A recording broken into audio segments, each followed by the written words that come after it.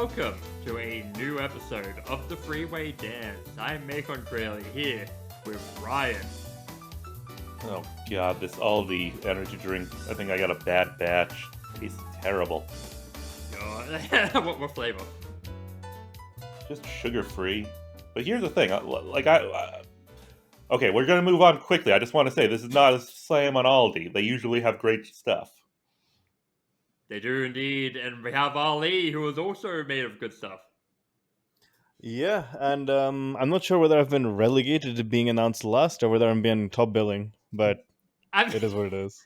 Look, it's just however I'm fucking feeling. Look, I'm just excited because it's WrestleMania season. We're on the road to WrestleMania, and sorry, I'll be back in a minute. I need to have something here to do. Very appropriate when talking about this year's WrestleMania. Yes, the one that I definitely watched. 1 month later. Hey guys, I'm back. Alright, let's get this episode started. A very uneventful month. I mean, you say let's get this episode started. You're the one who picked the itinerary, so tell us what we're watching. True. Shit. Let me... I don't know why I'm saying shit. I have the notes right here. We're watching... Today we watched DPW Carolina Classic 2023. Honestly, this is like the first big DPW show I've actually properly sat down and watched. Because okay, so I was a day one DPW guy. I watched the first fucking Fire episode, when it went up on YouTube. And then I didn't watch much DPW afterwards because they had the on-demand service, which was $20 here. And I did not have the money for that, sadly. So I could not follow the product as much as I would have liked to. I mean, $20, I don't blame you. Okay, at first, it was kind of, okay, if you want to fucking super support this company, then sure, but, now, at this point in time, it is super fucking worth the money. Fair enough. I low-key resent you making me watch this, but for, the purest of reasons, being... I really wanted to get into DPW, and I kept meaning to, but now it's so now I have to watch this, go back 2 years, or watch that stuff. Now my whole thing is thrown off. I mean, look, you did that for PWG, you're gonna do that for this. Yeah. Did it for PWG, did this for Progress, did it for AAW. That's the thing. I don't just like watching an indie. I follow the indies, damn it. You need to learn. You need to know the lore. You need to know all the cool shit that happens. I mean, yes. Because let me tell you something. My God, Mac, you know me. You know who I am. You know what I like. You know what I don't like. True. So as you know, what I don't like is WWE shit and Forever Champs. Yeah, so you're gonna sit there and give me a show that opens with a promo. Yep. By somebody bragging about being the longest reigning champion. Yep, longest reigning champion. Lucky Ali does a fucking town hall with BK Westbrook as well. Westbrook tells everyone to politely shut the fuck up, and then just Matt talks mad shit. They're here. They're not booked in the show, but they're here to enjoy the show and watch these fucking losers compete to be the person who loses to Lucky Ali next month. But not before showing us the highlights of Lucky Ali trying to pawn off the Carolina Classic trophy. True, yeah. That's and it is kind of amazing. The most amazing thing to me, and this is going to sound bad, but I mean this in the most endearing way possible, but I absolutely love that the trophy is the cheapest ass looking shit trophy. Like it's a fucking indie promotion. Like you think they have I know. fucking day one I'm money? saying that's no. I love that. I love the fact that Lucky was gotten to by fans who decided to turn their back. Yep. I like that. Refers to them. He refers to the two of them as Dr. Dre and Eminem. Very apt. Even though, like, it's funny because he goes to Eminem because he's like, "Well, you're white," and I'm just in here like, "My God, this Temu Adam Cole." Holy fuck! I have no idea who this guy is. Well, I don't know who Lucky Ali is, for that matter. You'll learn. I've You'll heard the name, learn at when you least. fucking. You'll learn once you want the product. So I didn't actually have any notes on this, but Mac, just to clarify, what is the concept of the Carolina Classic? Okay, so the Carolina Classic is you have the I don't know, I forget if there's like matches beforehand at like qualifying matches and all that, but like you have your 4 matches here, like your 4 I guess semi-final matches here. And then the winners of all 4 of those matches meet in an elimination 4-way at the end of the show. That is the concept. Winner gets a shot at the world championship like whenever they want. Now, when you say whatever they want, is this some like bullshit Money in the Bank? Like, I mean, I don't think so. I think it needs to be like sort of gift of the gods. Got it. gift to the gods, basically. Yeah, gift to the gods. Knock on wood. Anyway, opening match: Ichiban versus J Malachi. This was a good match. Yeah, I don't think I had seen either of these guys before this. I've heard the name for J Malachi and Ichiban, I'm not sure, but Yeah. okay, Mac, you might be able to help me because I could not remember off the top of my head. Ichiban's entrance music, whose was that? Like the intro part of it. Oh, I don't actually know. Because it Like, was definitely someone else's. Or from something else, or something. I actually might have to get back to you on that. Like, actually, I'll let Ryan. Sorry, can you have a look, see what the intro is? I'll get back to you. We'll all get back to each other. So, we have but- we have profile packages for both men to begin with. Actually, I've never actually seen Ichiban. Like, I've seen a little bit of Jay through, like, you know, him being Javon Evans in NXT, which happens very shortly after this show. I think like 6 months or so. But yeah, like it's not super familiar with both guys. Like, yeah, in the I grand scheme. don't watch NXT. Me neither. But So- Rock was just so- cooking. So literally, you telling me that this is Javon Evans, like that's a revelation to me because I've heard of Javon Evans. Oh wait, you didn't know it was actually Javon Evans? No, because I don't watch NXT. You know what? Fair. Didn't he just win a title or something recently? He challenged for like the NXT championship. Oh, okay. All I know about him is he wrestled Randy Orton. And a rookie in NXT did better than the TNA World Champion at WrestleMania. Oh my god! Holy fuck, that's true. We will need to get to But also- Mania, like after this, like after we finish reviewing this.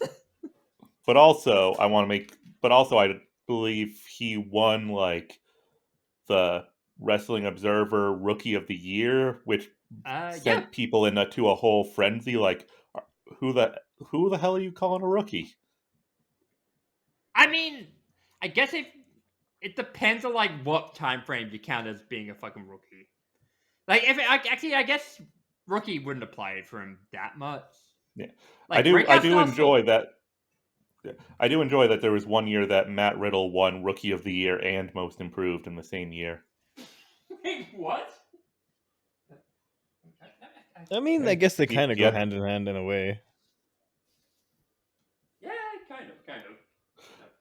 So here's the thing about indies, and like, I love watching indie wrestling. I love watching PWG. I love watching Progress when it was like the main spot for a lot of Brit Rest talent. Yep. Until the Dark Ages. However, there is a risk, and there is a with a lot of indies where if you're featuring talent that regularly gets work somewhere bigger, you can kind of see they're phoning it in at this, smaller show and stuff. Like, I don't want to act like I'm throwing any specific talent under the bus specifically, but fuck it. Like, Lucha Brothers is basically an indie that's not PWG. I can tell they're wrestling in third gear tops, Yeah, okay.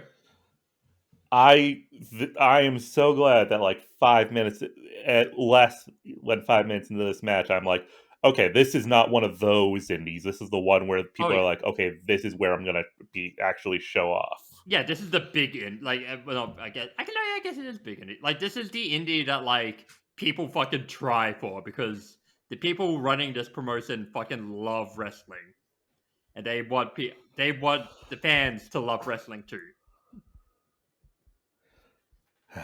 Yeah, I've seen people describe it as kind of what GCW was a few years ago.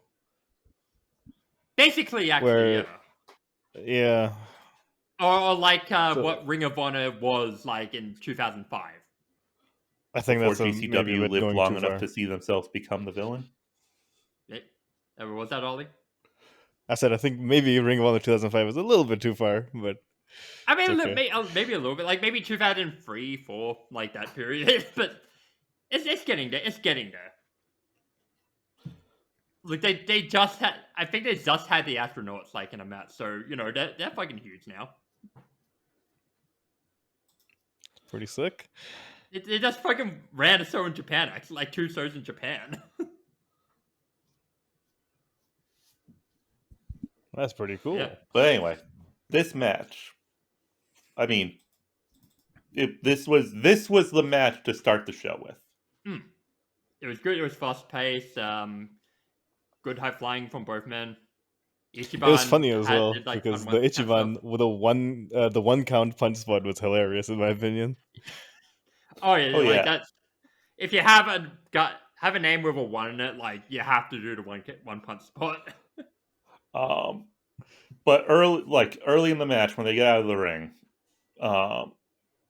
Malachi just starts Irish whipping Ichiban to the guardrail, and I mean I held my breath because like, oh man, that is a like, some people can clear that vertical leap easily. Ichiban did not look like he cleared it easily. He looked like he was like an inch or two close to like clipping his feet, and it could have gone horribly. And oh man! Yeah. And then meanwhile, Malachi just goes, "Well, screw you," and just does it with the easiest like leap I've seen so far. That boy is bouncy.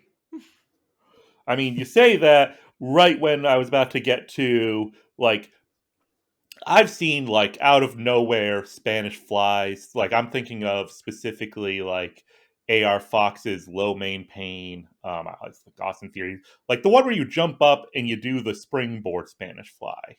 Yes, yeah. No, fuck that, because Malachi just jumps straight up to the top rope and does a proper Spanish fly. And it was like they were floating in the air. Like this dude is like he has a whole fucking different level of like body control. Like, there's very fucking few people who can like sort of match that, and there actually are people on this show who can kind of match him in like terms of body control.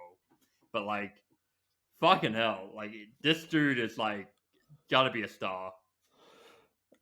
I mean, and then Ichiban counters, goes for I don't even know what what the official name is for that, like somersault cartwheel to the corner thing. Doesn't matter. Doesn't matter what it was going to be. What it was a knee to the back of the head from Malachi. True. Followed by I don't ever actually know what to call this. I mean, like, I don't know what Buddy Matthews calls it in AEW because I don't think it would make sense to still call it Murphy's Law. I think when Kevin Owens did it, it was called like the Whale Hunt. Murphy's Law? Actually, I think it is still Murphy's Law. But the pump handle, like spinning cradle Samoa drop thing, it's cool. It is a cool move. I love that fucking move. Yes. Okay, I'll be honest though. There's something that kind of irks me about these pump handle kind of moves because they feel so overly complex for no reason. I mean, you kind of have to, otherwise it's just kind of boring. Yeah, but look, but I mean, you talk about complicated because what we got after that was Ichiban getting up and doing a running springboarded destroyer. Yeah. So destroyer deaths, destroyer spots, they're done to death, but that one was extremely smooth, have to admit. Oh yeah. And then he did I don't know, what would just like, it's not a Falcon Arrow. It was kind of a Michinoku driver, I guess. Yeah, it's a Michinoku driver.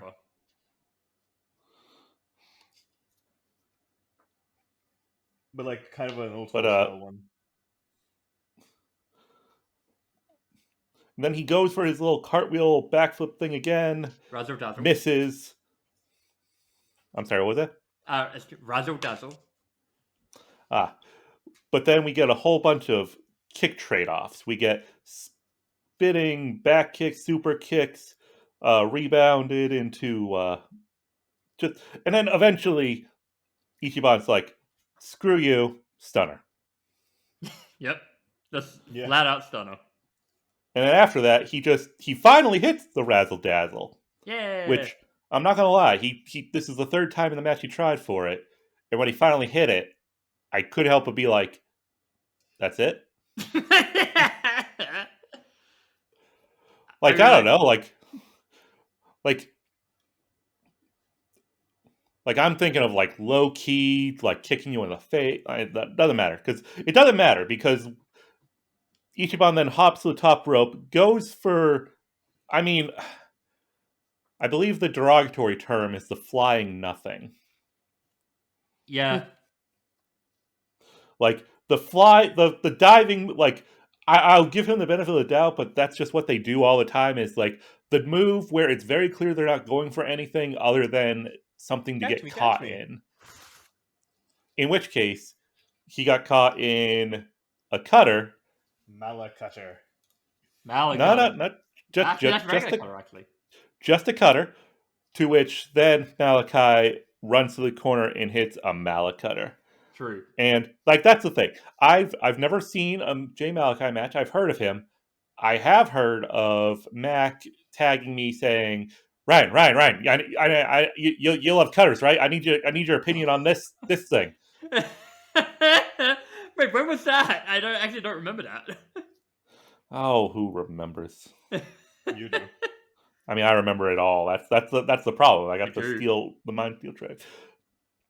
But that was a great opening match. I think that was the, like, say what you will about like in like the way to start the show. Like, I think that was a great way to start the show.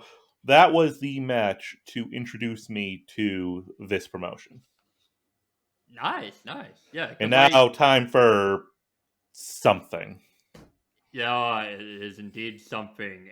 And it is indeed. Reed. But But again, like, but to that joke aside, everyone else's thoughts on the match?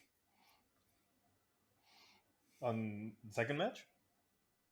No, the first match. Like, Oh, the Oh, first match. final thoughts. Well, yeah, it was pretty good. As you said, nice introduction, I guess, to the company for us. Not, I wouldn't say it was outstanding, but it was, it was good. It was better than outstanding. It was fun. it's great. But yes, up next it is Myron Reed versus Jake something. Jake something is a big motherfucker. Yeah.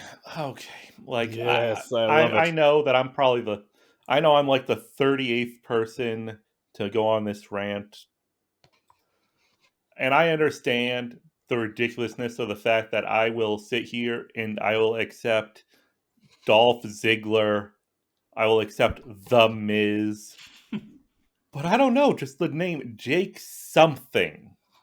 I mean, would you prefer his other ring name? I'm going to say yes without knowing anything at all, because He is by God, I'm committing to the bit. because he is Jake Diener. He's a Diener.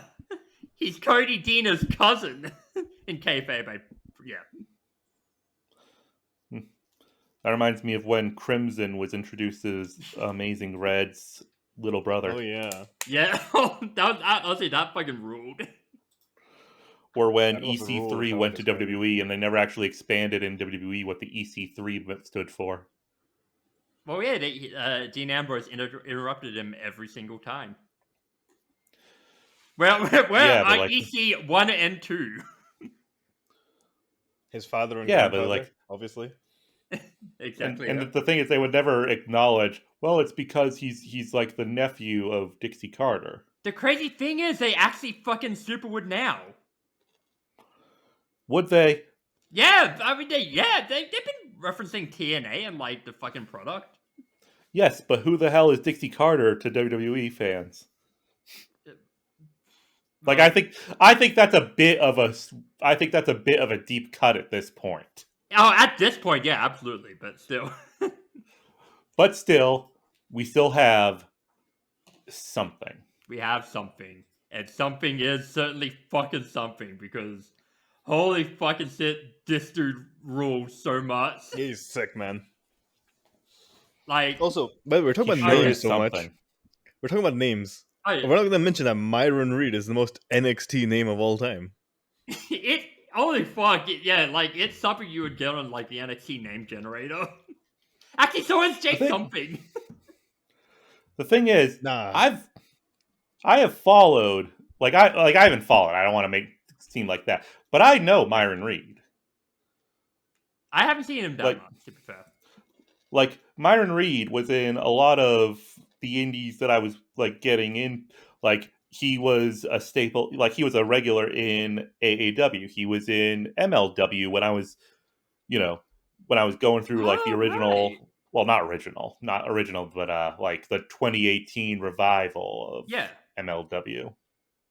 Right, wasn't he But the like point- the national champion or whatever the fuck mid-card bearer was?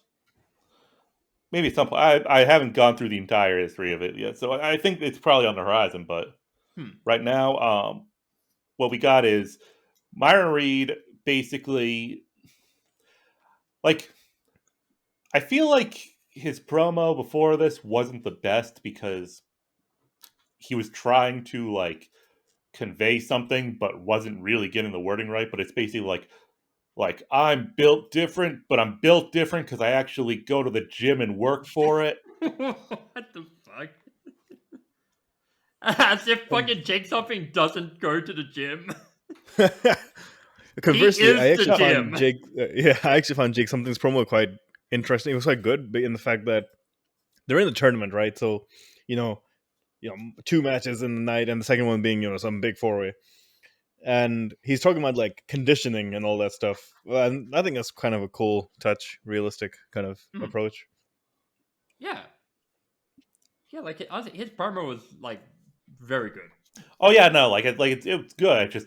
It did feel like he was circling around making the same point, and like, come on, find it, get there.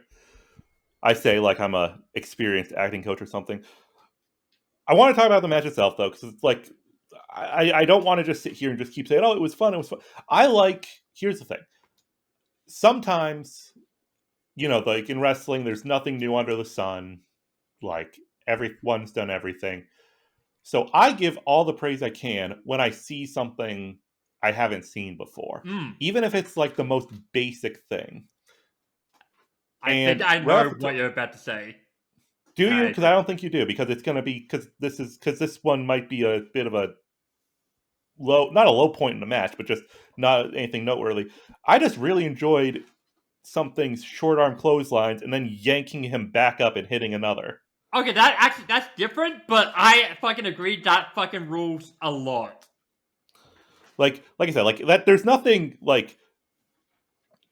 spectacular about it. Like there's nothing ingenious about it, but it's just the way that it's just like the way he does it is flawless. Like it's just something. Yeah, well, it's just something I've never seen before, and I will always like, unless it's exceedingly stupid, which this wasn't. I will always praise something I haven't seen before. Yeah, like the thing I hadn't seen before from this match was Reed was about to like run the ropes, but he gets stopped because Jake something stands on his fucking foot, and then he just reels back and forearms him to fucking death. Like I had never seen that spot before, and it's incredible. I see this is the kind of match. I don't want to go on too many tangents. I know I have a reputation, but this is the kind of match I point to when people are talking about like their dream matches. And no, this wasn't a dream match. But when people talk about their dream matches and it's like, Kurt Angle versus Bryan Danielson or Will Ospreay versus Dynamite. And I'm like, mirror matches are fine, but I think the best wrestling is at its best when it's clashing styles. Yeah. So people love Bryan Danielson versus Zack Sabre Jr. I prefer Danielson versus Ospreay. I prefer Zack Sabre Jr. versus Ospreay. Like the match that showed up on a random AEW Dynamite once, and I'm like, this is the shit I'm talking about. Kyle O'Reilly versus Phoenix. Or hell, one that just came to mind the other day with some stuff. Who has been Samoa Joe's best opponent in his entire time in AEW? There is a right answer here. Daniels? In AEW. Oh, AEW. Fucking, oh god. Oh god, that's a good question. I'll give you a hint. It was slightly reminiscent of the dynamic of this match. Yes. Darby versus Samoa Joe. I will take that over Samoa Joe fighting like, I don't want to pick on Wardlow, man. Okay, actually, Darby's amazing for like all that because like him versus Brody is like one of those things where like you can do that any fucking time and it will be amazing every fucking time. Right. And the thing is, like, in this match, bring it back to this match, like, those sequences where Myron is trying to hit a big flashy move repeatedly and Jake just keeps catching him and lifting him up for a big slam for Myron to then slip out, like that kind of stuff I love. Yeah, like, okay, so watching this and watching him do that, like, it made me realize that Myron is a terrific fucking counter wrestler because everything he does, like, to counter out of something or, like, avoid him, he immediately and fluidly, like, hits something in reverse. Like, when he jumped off the rope to avoid, like, something, like, coming at him, and then he, without even skipping a beat, just immediately super kicks him right after. Like, oh, see, I was gonna say when he goes running into the corner and something lifts him over the rope and he immediately bounces right back into a code break. Yeah, that was like immediately after that, I'm pretty sure. And like that's also amazing. Now, something else that I've never seen before though am sure it's been done before, that F5 into a rope hung reverse STO. Yeah. Actually, I haven't seen that before either. Like, Yeah, I don't think I that's have actually either. a super cool move. But Or the just to Rana. talk how things, Hey, so the or the Rana Rana. comp, yeah. Rana Tell me rolled about the Rana. into a fucking Liger bomb. Yes. Like, I had to fucking pause to fucking take that in. Like, and that's the thing. So Like, good. like I could see him just no selling the Rana and just standing still and taking it. No, he takes the Rana but holds on and rolls through. Like, I can see why they decided to push this motherfucker to the fucking goddamn moon, like, after this. But like, so Myron does a cutter. He then does, which Jake rolls over to the apron. At which point Myron does the move that MJF did that broke the internet, and not in a good way. And his hip. Which move? The jumping over the top rope cutter. Oh yeah, that was sick. It was. And like, here's the thing: when I say I've seen Myron Reed here, there, like, this just brought me back because I was a younger, not young, I was a young 27-year-old You're young with in a step up. 2018. In 2018, watching MLW back when MLW still had the rights to War Games, War games. and they had their 2 rings set up, and for like another match at that taping, Myron Reed was facing Jason Cade, and Myron was knocked into the other ring. Cade was recovering, at which point Myron sprinted across the ring, dove over both top ropes, and landed a cutter onto Cade. That rules. It's the kind of spot that I've said, why the fuck had nobody in WWE or AEW tried this over the past like 7 years? I mean, there's no one who's really doing, like, cutters like that, I guess. I mean, you know what? Depending on how Blood and Guts turns out this year, people have their eyes on Kevin Knight now. Kevin Knight is on notice. Fucking Kevin Knight, yeah, Kevin Knight. That fucking match he had at with Ospreay, like, that was fucking killer. No. What's killer was Myron then throwing something back into the ring, going for one final big move. I believe just diving off the top rope, or a springboard off the middle rope. But something catches him in a nice little bear hug, and then Black hole slam. Black hole slam. For a black hole man. And I loved it because it reminded me of a nice. It reminded me more of a nice Brody Lee black hole slam than Abyss. Yeah, true, actually. Hmm. Yeah, because Abyss style is like you're just doing it super fucking wild, whereas like Brody Lee style, Brody Lee style is like very controlled. There's a swinging to it. Yeah. But so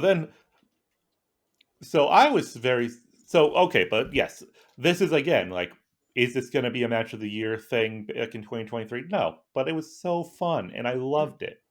It was a perfect showcase match for like both men. And I think it did a really great job because although to be honest, I had seen Jake something before this, but after watching it, I want to watch more of him. Same. Like, I need to see this motherfucker more, and I am so fucking sad that he's injured right now. Oh, also, I forgot to mention, at one point, Jake did use A-Train's running attack from Here Comes the Pain. Yes! Oh my god, yeah! Like, the running body check is, like, one of the most underrated goddamn attacks in wrestling. That move fucking rules so much. Like, more big men need to use it. But you need to be very big to make it work. True. You need to be big and athletic. Yeah. But up So next, I was the very ups- surprised. sorry. I was very surprised at what came next. Just in the fact of, wait, they got permission to use UFC footage? Oh yeah, actually Yeah. true. I mean, this is before fucking they did the thing. They always, but that's the thing, they always did the. But now, I just talked about watching Myron Reed in MLW. Do you know who was the guy in MLW that started as like basically climbing the ladder and becoming like Mr. MLW at the time? That is one Mister Filthy Tom Lawler. Filthy. Filthy, Did you dirty. actually know that, or were you just using Oh, I context know. I actually clues? knew No, that. I Yeah, actually knew that knew as he was, well. I knew he was fucking MOW champ. Well, even in this package, they show what was one of his biggest accomplishments in that time, which was choking out Swerve. Oh, Yep. So they feature him choking out Swerve in which was the match that got him the #1 contender shot to win the MLW title from was it Loki. Yeah, Loki. Yeah, It and then was. he lost it to Jacob Fatu.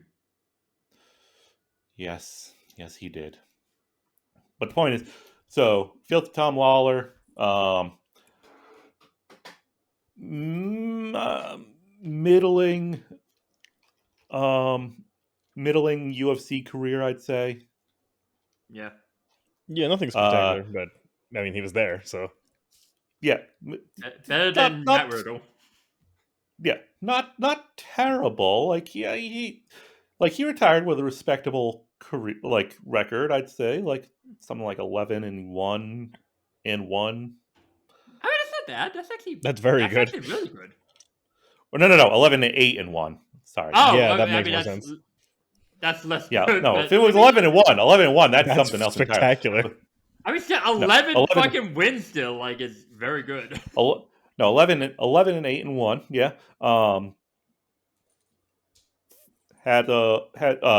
I honestly know him best for his weekly podcast with Brian Alvarez, Oh yeah, you're Oh, right. yeah.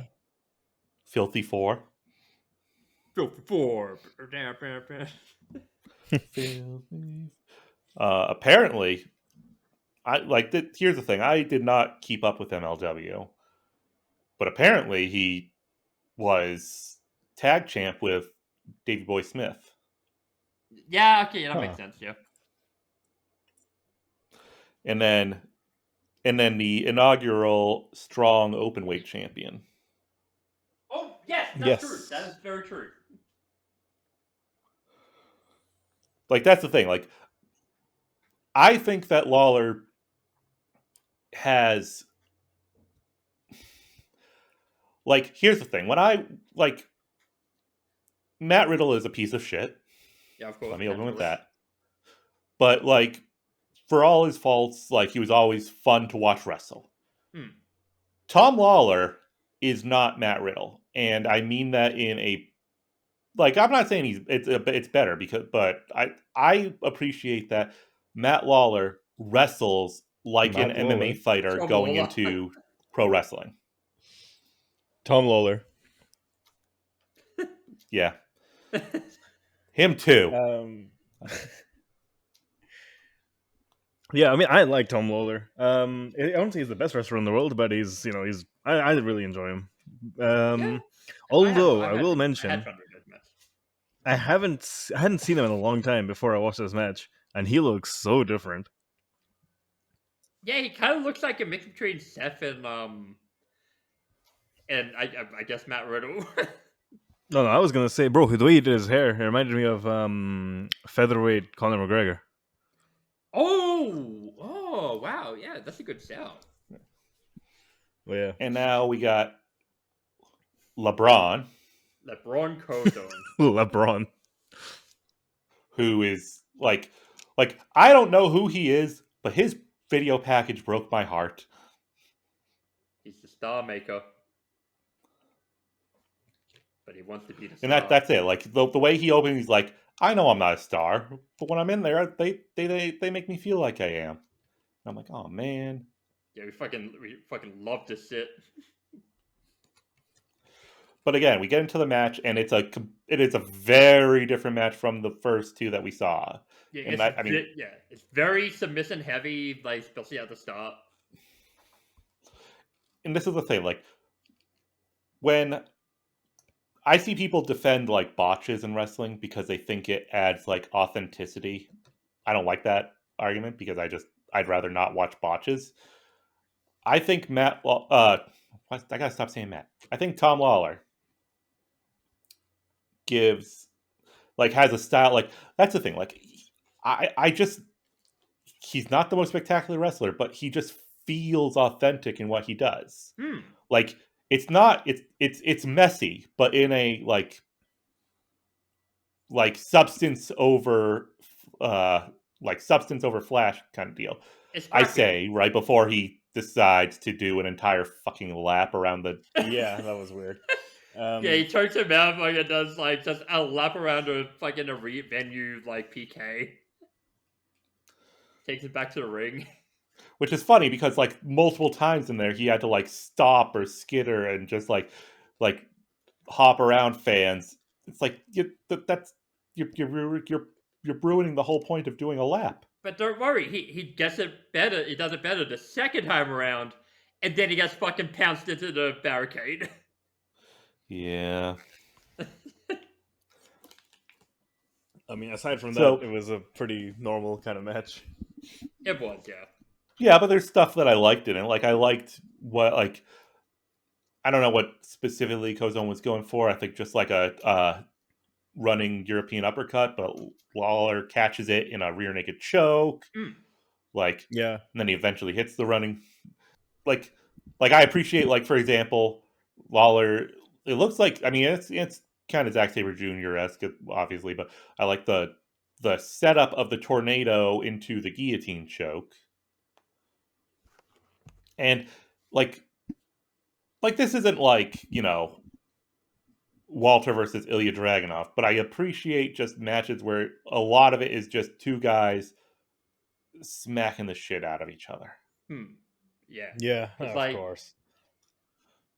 Yeah, because for the first half of this match, it's Lawler on top, just decimating Kozone with submissions and shit.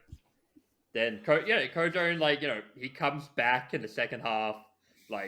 He still gets put into the moves, the uppercut, getting caught into the thing, but he escapes immediately and just keeps on him, keeps trying to make his comeback until finally, unfortunately, he gets put down. Well, let's talk about him getting put down because Lawler hits him with a German that he powers through with the fighting spirit, and I assume the ball game is just a lariat. Probably. He hits the ball game.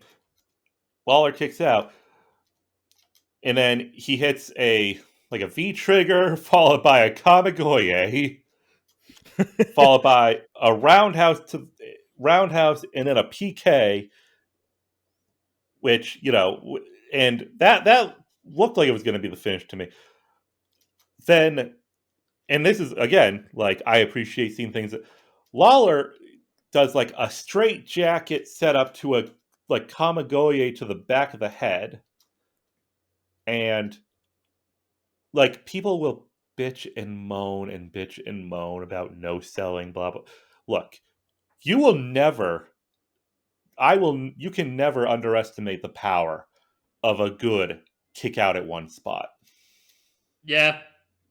Yes. Yeah, kick out at one is, if done right, is always the fucking sickest thing ever. And there are levels to it. Kenny Omega, master at it. The dude versus Shawn Michaels, fucking dog shit. I was gonna say Travis Banks, dog shit. Him too. But also, Travis Banks is also a shitty human being. True. But what's not a shitty human being is the omoplata horse collar. I think I've seen that move called like the stretch muffler. Oh yeah, stress like Desperado uses that to finish. I forget exactly what it's called, but yeah. And you know what I like, and I mean we'll get to this because we still have one more of these matches to go. But they get to like the post match interviews, and everyone's just so nice. Yeah. Like They're friendly dudes. nobody's talking shit. They're just like, look, my opponent was fantastic tonight. I just happened to be better, and now I'm on to like, just everyone's so nice, and that's not always the way to do shit. But especially if you're ever going to do that, it's a tournament. Yeah. Yeah, I mean, we do get fucking just mad talking shit later. Naturally. But yeah, like I like that. I like that stuff. So, I will also mention about this last match first. You mentioned that Tom Lawler, he's kind of feels like he's fighting as an MMA fighter, right? Yes. But yes, but also he also has that kind of like a classic pro wrestling style to him as well, if you know what I mean.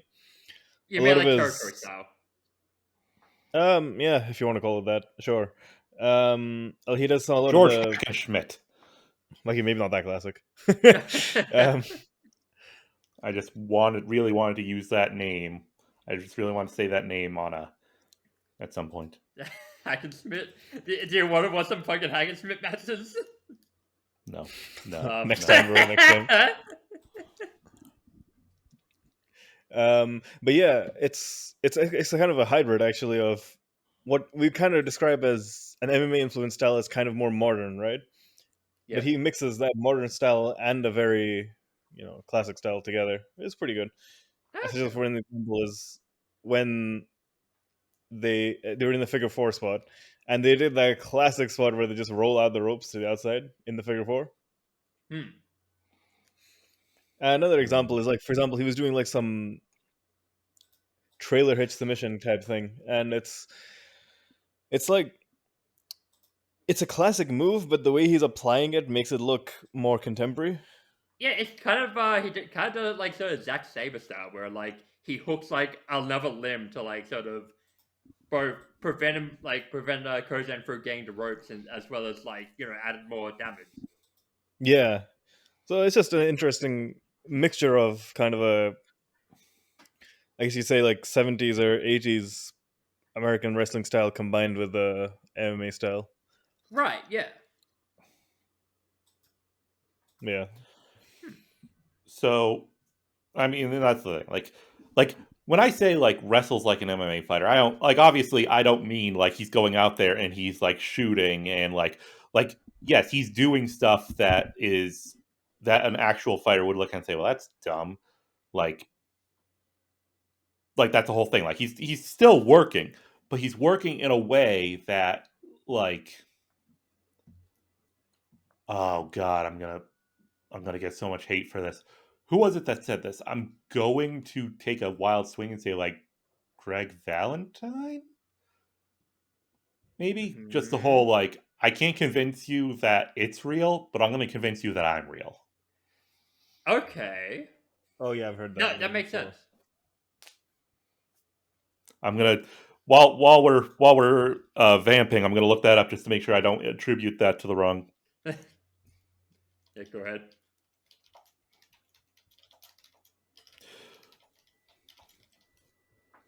But yeah, no, I wasn't implying that you're saying that he fights a completely realistic style, but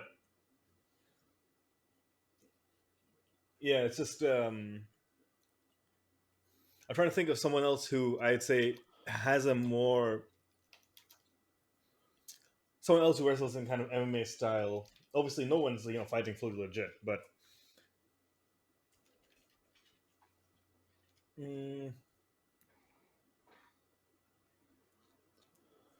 okay, let's say Kazuyuki Fujita, for example, right? Yeah. He has, well, depending on which match it is, to be fair, but I'd say he wrestles more like an MMA fighter. You know what I mean? Yeah, actually, yeah, you're right. I don't know. Is it Greg? It's now. I'm seeing it a lot about Bruiser Brody actually. It Okay, might be. Brody makes sense then. But also, I'm seeing like here's the thing. When I typed wrestler, convince you that I'm real. Top searches: Bruiser Brody, Dory Funk Jr., David Von Erich, Andre the Giant, Stan Hansen, and Hulk Hogan. Oh, God. Let me tell you something, dude. I'm gonna convince you I'm real. Brother. This is real. That's my Metallica days, dude. Mac, that is the Anywho. worst Hulk Hogan impression I've heard in my life. Thank you, dude. You know what? The man doesn't deserve an authentic imitation That's right, dude. or impersonation. The man does not deserve an authentic impersonation. Maybe Andre does. Hello, I am Andre the Giant. No. You're Mac. It's Andrew. Oh yeah, true. But that's his son. That's his son there. Got So Andrew is he Everett, but Paul Andrew the White's- Giant. Is he the versus- Giant's smaller brother? Younger brother? Yeah, basically. I mean, they're all 7 foot. Okay, do I not get credit for that segue? That was No, really good. you do. That was a great segue. Andrew the Giant versus Speedball Mike Bailey. I like that. Like, I don't know if I just like Speedball coming in and just like, slapping hands and then roundhouse kicking others. Yeah, And I love that. he just headbutts. Dude, I want Mike Bailey to fucking kick my goddamn hands. But With his bare feet. Yeah, hell yeah. dirty fucking feet. I'm sure he cleans his feet. You But, want those Bailey toes on your hands. Oh yeah. Yeah, I'm hell sure. yeah. Mac, it's a moot point because within 5 seconds of stepping out of that curtain, they're already dirty again. You know what? Fair. Maybe he's Like- the real filthy one. Maybe he needs to come out in like flip flops or slides or something, and then take them off when he gets in the ring. Oh, he jumps it. Yeah, he does the jump thing, and like birds come out. Oh god. Oh yeah, Matt Riddle did that. While they also weirdly gave him like some, I don't know. Okay, Mac, I believe you follow Andrew Everett more than Yes. either of us. How much of his career was injured? Oh god, too much of it, to be fair. Because I've been recently lamenting about the state of the indie scene as far as like you don't have any Bryan Danielsons anymore. You don't have any Samoa Joes anymore, CM Punks, Chris Heroes. Wow. Because the fact is they all get signed to AEW, WWE before they really have a chance to like become indie legends. Yeah, Now, I'm not saying Andrew Everett is an indie legend. But he is like the number one name in independent wrestling that I keep going, why has he never been signed to anywhere like big? Like TNA, I think, was his ceiling. Yeah, it was. Yeah. Like, it is. Why is he not in fucking AEW? Like, fucking, or even Ring of Honor, for that matter. He's not made a single appearance, not even like a one-off. I think he did work like a Dark at one point. But I think he got squashed by fucking Brody Lee or whoever the fuck. But yeah, like Everett's like probably the one guy on the indies that like absolutely should be signed, but like he just hasn't been because like he keeps either getting injured or like he's just like working DPW. Andrew Everett has had 3 matches in AEW. They amount to 3 matches combined, probably about 7 minutes total. Okay. Squashed by Sean Spears on a rampage in 57 seconds. Wow. Squashed by Samoa Joe in 1:22. I mean, it makes sense. And Claudio Castagnoli in 3 minutes and 14. Okay, so you're saying that Sean Spears is greater than Samoa Joe? And Claudio Castagnoli. And Claudio Castagnoli, yes. Hey, you know what? The Sean Spears was January of 2022. Like, he could have improved significantly to get from 57 seconds to a minute 22. You know what? Actually, that's you know what? Fair. Actually, But I mean, I think that was the time when he was the DPW national champion. Actually, and he did have a match. A 5-minute one against Moriarty in that's good. Then. Ring of Honor. Okay. Okay, that's better. That's But- good. That's good. But yeah, for the most part, like Andrew Everett, like he's the guy that like I was introduced to through PWG. Same. I And- through TNA. So I mean, well, that's on you for watching TNA. Hey, it was decent at the time. They had the fucking Hardys. They had fucking You're not selling your point well. But I will sell my I mean, point well soon enough, Brian. but just to set you off even more, because I do love giving you, because my introduction to him was PWG. It was a three-way match, a three-way dance, if you will, Oh hell yeah! with Trevor Lee and Cedric Alexander. Oh, I think I have seen that match. And watching that match, I'm like, I know two of these guys. Why have I never heard of this third one? What, Cedric Alexander? I think we both know it's not Cedric Alexander. But didn't Trevor Lee and this guy Andrew Everett come into popularity around the same time? Yeah, they did. Yeah. Well, that's the thing. But champions. Trevor Lee went on to, become Cameron Grimes, get over that way, like And all then this he stuff. never Like, got used. fun fact: started a gimmick where he was a rich tycoon because he actually made like a lot of money on that whole GameStop Yeah. squeeze To thing. the fucking moon, Yeah. baby. And I mean, and Trevor Lee and Andrew Everett, like they won a DDT4. They did. It was a great, and it was just like. But onto this match, like Speedball is fantastic. Who also got introduced to him from PWG. So this is a bona fide 2015 PWG undercard match. Oh hell yeah! Before Speedball. was this actually right when Speedball got fucking visa? Actually, like 2015. No, this is after. This is when he's back. Oh wait, when did Speedball get visa then? Was that early 2010s? Oh. Yeah, like mid 2016 or something. Oh no, Yeah. that's what I was saying. Like, fucking what that match, that fucking PWG style match. Oh, I don't know if it happened. I was just saying it sounds like something that would happen. Oh, okay, yeah. Okay, right. So, yeah, Andrew is a giant. He is 7'4". Everett and Lee beat Speedball and Matt Sydal in the first round of that DDT4. Oh, okay. So, But kind of. But Speedball is, fantastic. His one error is that he's not a nerd. Isn't he though? Meaning? Oh, I'll tell you what I mean. I mean, what was his whole visa shit? What was that whole deal?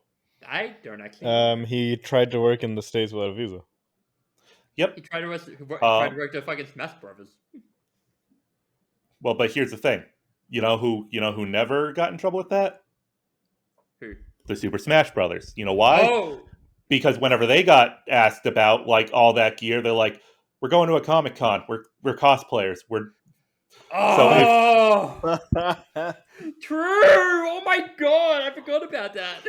So if Speedball just said, "Oh, I'm going to a Comic-Con. I'm going as insert The Karate Mortal Kid. Kombat character here," would have never got caught. Never got caught. Fucking Christ. Wait, did the Smash Bros. Also have the visa problem? Well, Yeah, they didn't. Well, they never had it. If you don't get caught, it's not a problem. True. Okay, did they also go on without visas? I'm pretty feel sure like- they've been open about this before. I swear they actually did get Yeah, have I thought some they got problems busted at once one as well. point, but I don't know. Look, Evil Uno is an evil genius. I fucking love Evil Uno. He's my fucking guy. He fucking posted on Woo back in the day. Let's go. Wait, really? Yeah, he was a bit. Yeah. Evil Uno was a big Woo guy. I miss Woo so much. But anyway, this match. yes, I get the whole gimmick. I still, it shouldn't bother me. It shouldn't bother me, but the singlet bothers me. But he's a giant. He has to have the giant has to wear singlet. a giant. He has to. It's his dad's singlet. Like, size accurate. Mike Bailey tries to, climb over the ropes, but he legally cannot, so he keeps crossing himself. Then he gets in the ring from the bottom. We start with Cruiserweight Moves 1. Oh. Like, big Cruiserweight wrestling. With a super Yeah. heavyweight. Yeah, yeah, of course. Like, a very agile giant, Andrew is.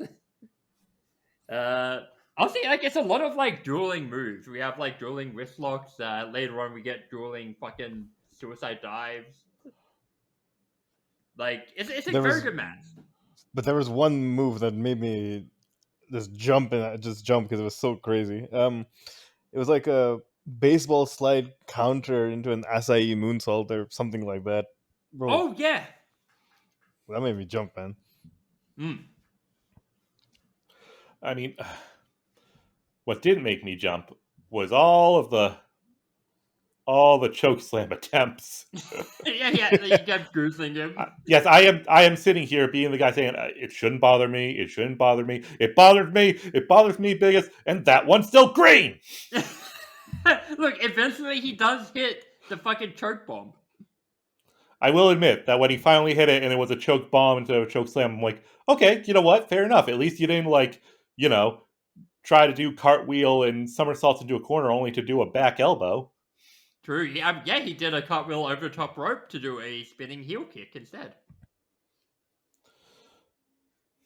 But I mean, the cartwheel back elbow thing, that's a classic move, though. Dude, I've been on this before. Like, Tajiri, I know, I'm about to besmirch the god known as Tajiri. That is what it is. I always preferred Davey Richards' damage reflex, which, following up with the Enzigiri or the Gamengiri rather than just a back elbow. Yeah, at one point, fucking Speedball does the double knees to a draped over the top rope Everett, which fucking rules. Speedball and his double knees like that. He does them a lot. I love the head cannon that, and I have no idea when Speedball started wrestling, but it is now my head cannon that he was a young boy watching Kurt Angle versus Sting. Yeah. And Kurt Angle botches that 450 and just smashing his knees into Sting. And Bailey's like, That's the I could make that work. Shit. I can make that.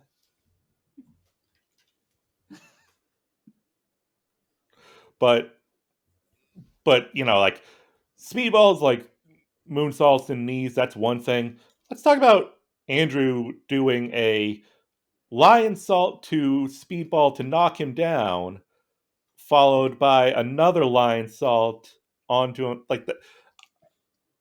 Lion salt combos, people. Lion salt combos. We're comboing these lion salts, damn it. We need a third lion salt somehow. No, no. A smart wrestler knows you always stop at 2.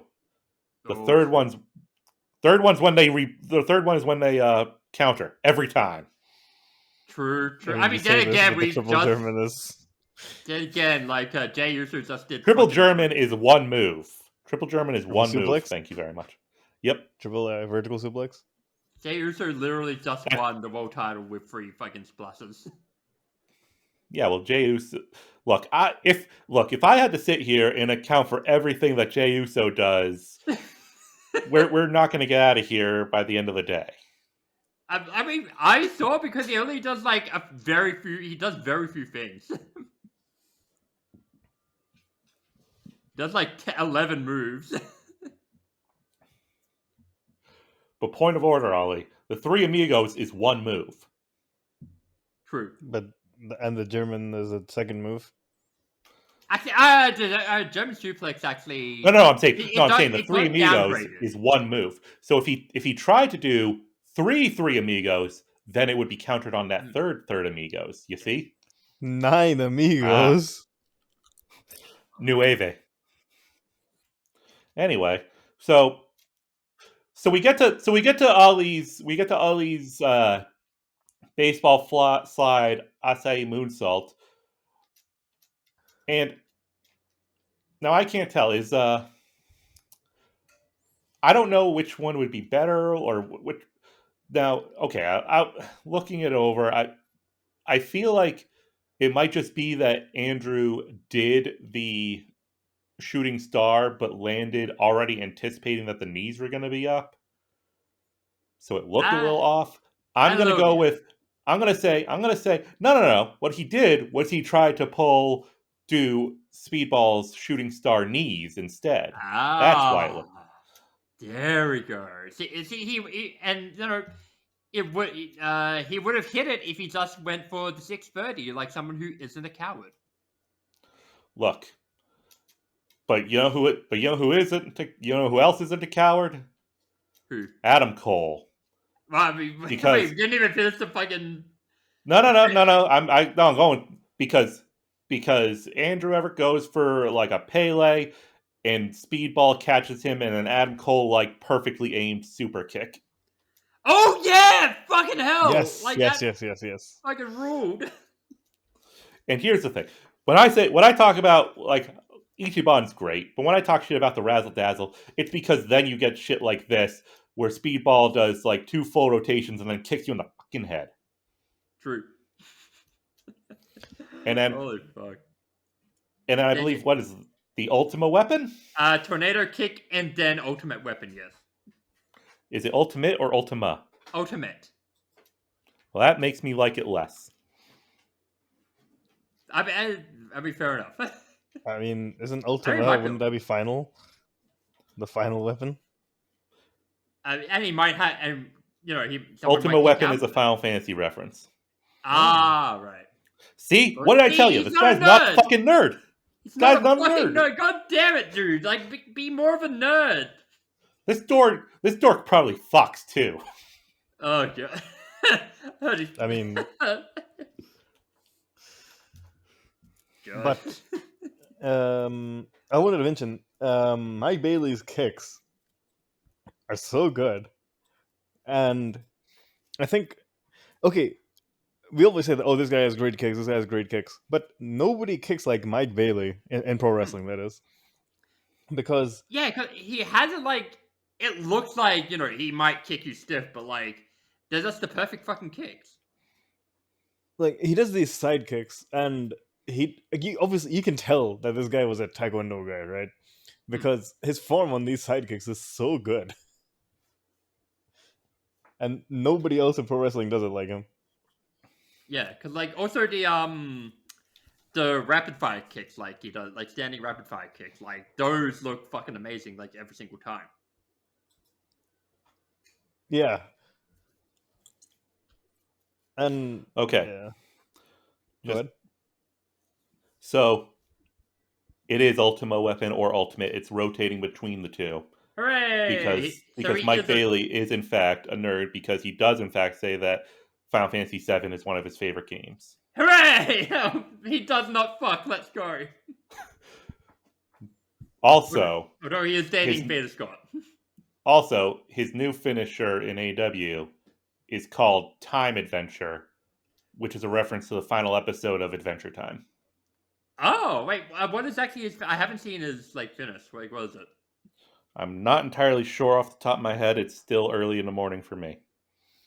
Fair enough. I'll look into it later, or I'll just fucking watch the. I don't know if he does it in the fucking that tag match that just happened. Just the it like sort of so how long it's fucking been. Like they did the 8-man tag today, I think. But here's the thing. With on Ollie's comment about the kicks, we have a mutual friend, good friend of ours, Wayne, who is big into martial arts. Mhm. I like to reference him when he. I like to consult him when I see things that I'm like, now is this a fuck up or is this legit? I asked him about like I kind of hate those like flurry kicks that he does and Naomi does. You know, because they're both the same wrestler basically. Yeah. But you know, like the rapid kicks to both sides. Yeah. So I asked him like, is there any value to this? And he's like, and he said something along the lines of like, Naomi, no, but when Speedball does it, yeah, those are gonna fucking hurt. Well, he didn't quite say that if I remember correctly. He was more like, it's not gonna do actually that much damage, but it's gonna kind of disorient the other guy in the way, and the fact that he's not sure where the proper kick is gonna come from. It's like kind of keeping him preoccupied. Okay, if you're just gonna talk shit, why don't you just go up on the balcony with Lucky Ali? Oh yeah, true. Lucky Ali and BK Westbrook like just talking mad shit to Andrew Everett after the match. And here's the thing. Now, as someone who didn't follow DPW, I get the feeling like Andrew Everett, like even the little bit I know about DPW, Andrew Everett feels like a major player in the promotion. He is. He's like an OG for the company. Like, yeah. I feel like it was supposed to be a little bit heartbreaking that he lost here. Yeah.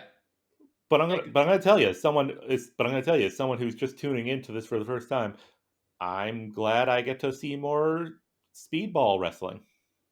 No, fair. Like speedball fucking rules too. Yeah, they fucking signals the tag run coming up soon. Actually,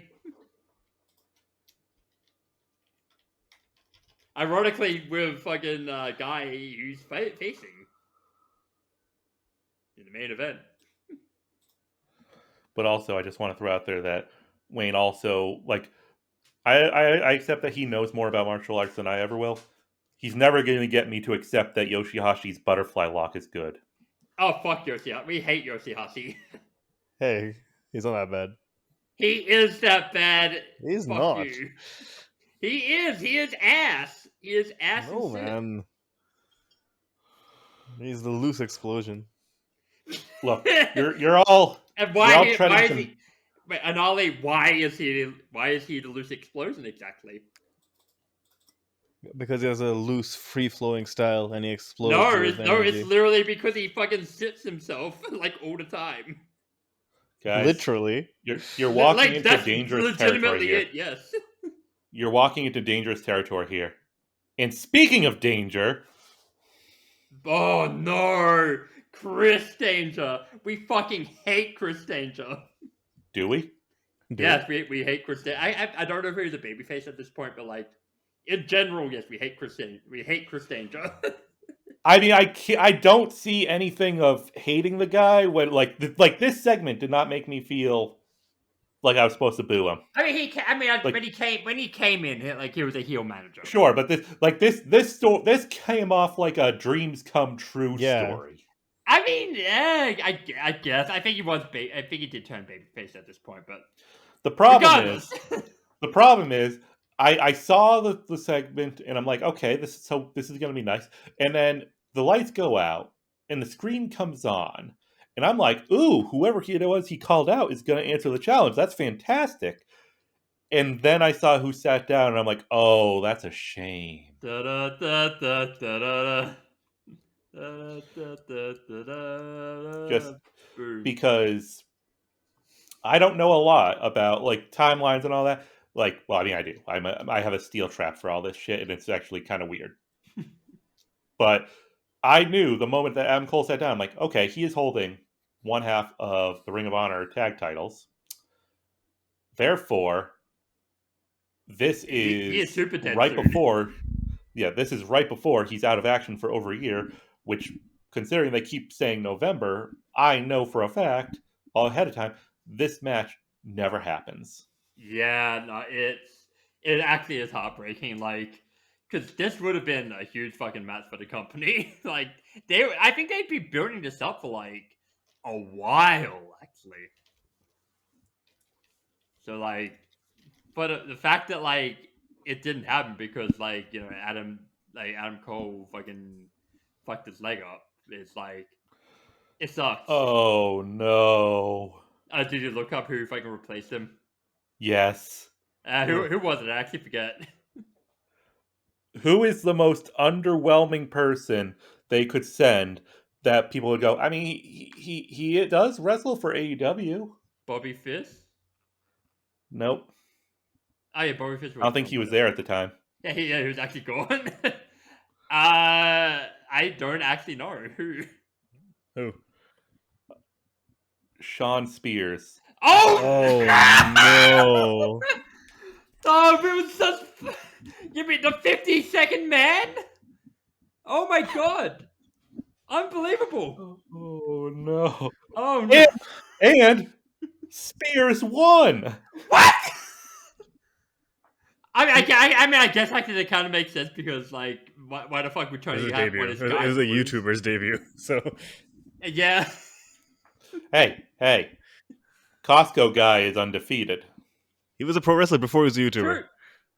I mean, Ryan, I'm gonna have to give you 2 big booms for that one. Boom! Boom! Adam Cole is injured. There are no booms. That's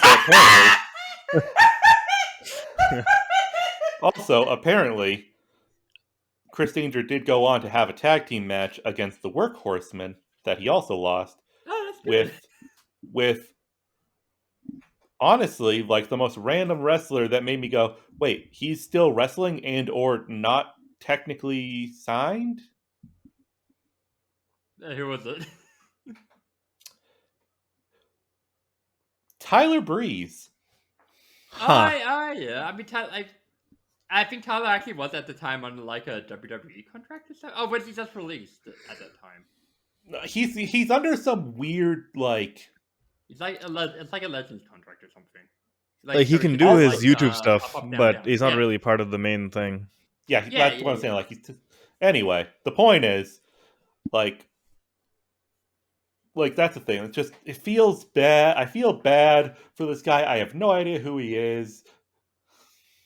Like he's so I skipped ahead just because I wanted to do these at once. But like I said, like they do these post-match comments, and like I mean, Speedball's just the nicest guy in the world anyway. His was like so funny. Jake something surprised me with how nice he was in his. Just because, like, I didn't see him as being like the guy to like be nice about what he was saying, but he's like, you know what, fair play. He's great. I was just better tonight. I'm going on. Like Tom Lawler has probably the most cauliflowered ears I've seen. Like I'm genuinely scared he's gonna be the next Josh Alexander. Oh no! Wait, with sense. And I am so proud of myself for not saying Jason Alexander. But there is something I need to get off my chest before we go any further. Yes. Fuck Shun Skywalker. Yeah, we fucking hate Shun Skywalker. Let's fucking go. For context, I have never seen a Shun Skywalker match in my life. I just am a I am just a slave to peer pressure. You're And look, for reasons unbeknownst to me, Ollie and Mac, for literal years at this point, it's like one of their catchphrases, "Fuck Shun Skywalker." All Shun my homies Skywalker. hate Shun Skywalker. All of them. We fucking hate Shun Skywalker. We don't think he's one of the coolest fucking best wrestlers in the world right now. No, sir. I'm genuinely lost here. He. Are you asking for Okay, context, or are you going to remain lost? Actually, do you want to know? Both, Actually, both.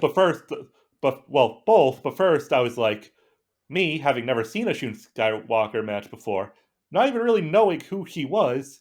My initial reaction is, "Oh my god, it's evil Excalibur." Oh my god. I Yes, also thought his mask looks a lot like Excalibur's.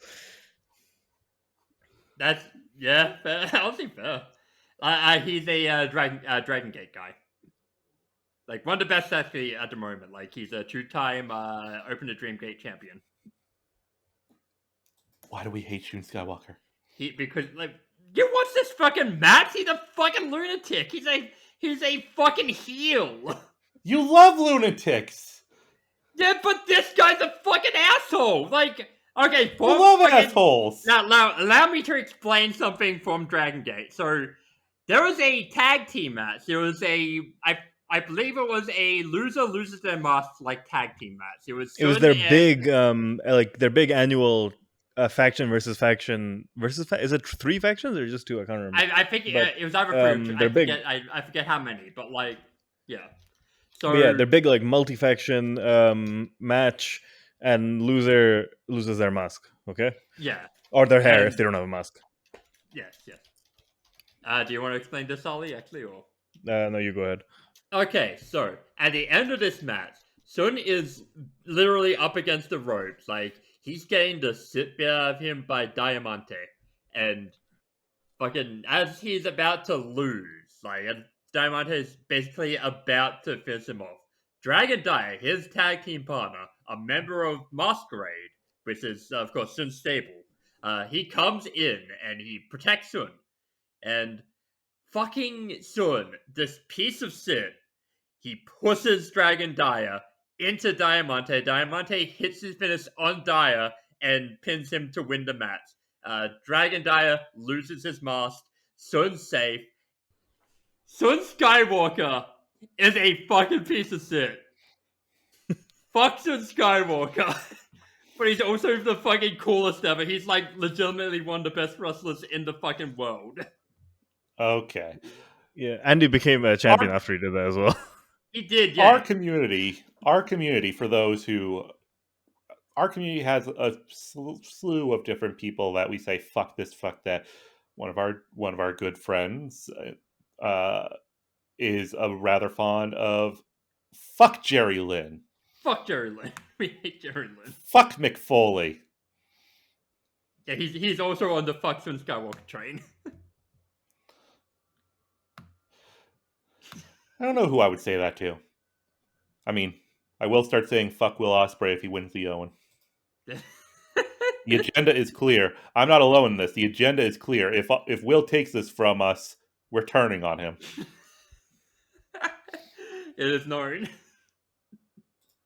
But Sun Skywalker after that whole long bit, Sun Skywalker versus Brian Keefe for the DPW National Championship. Brian Keefe, the defending champion. This Brian Keefe is one bad apple. He certainly fucking is. He has the bounty on it here. So when the match was about to start, and then Shun went. I do have to interrupt real quick. Go ahead. I did post. Psst, it's 3 a.m. Everyone asleep. Here's a random GIF of Myron Reed doing something fucking awesome. Myron Reed just fucking replied. Oh my god! Wait, hang on, Pursuit, like right now? Yes. Hey, I need to look this up. Actually, this is oh the fuck god.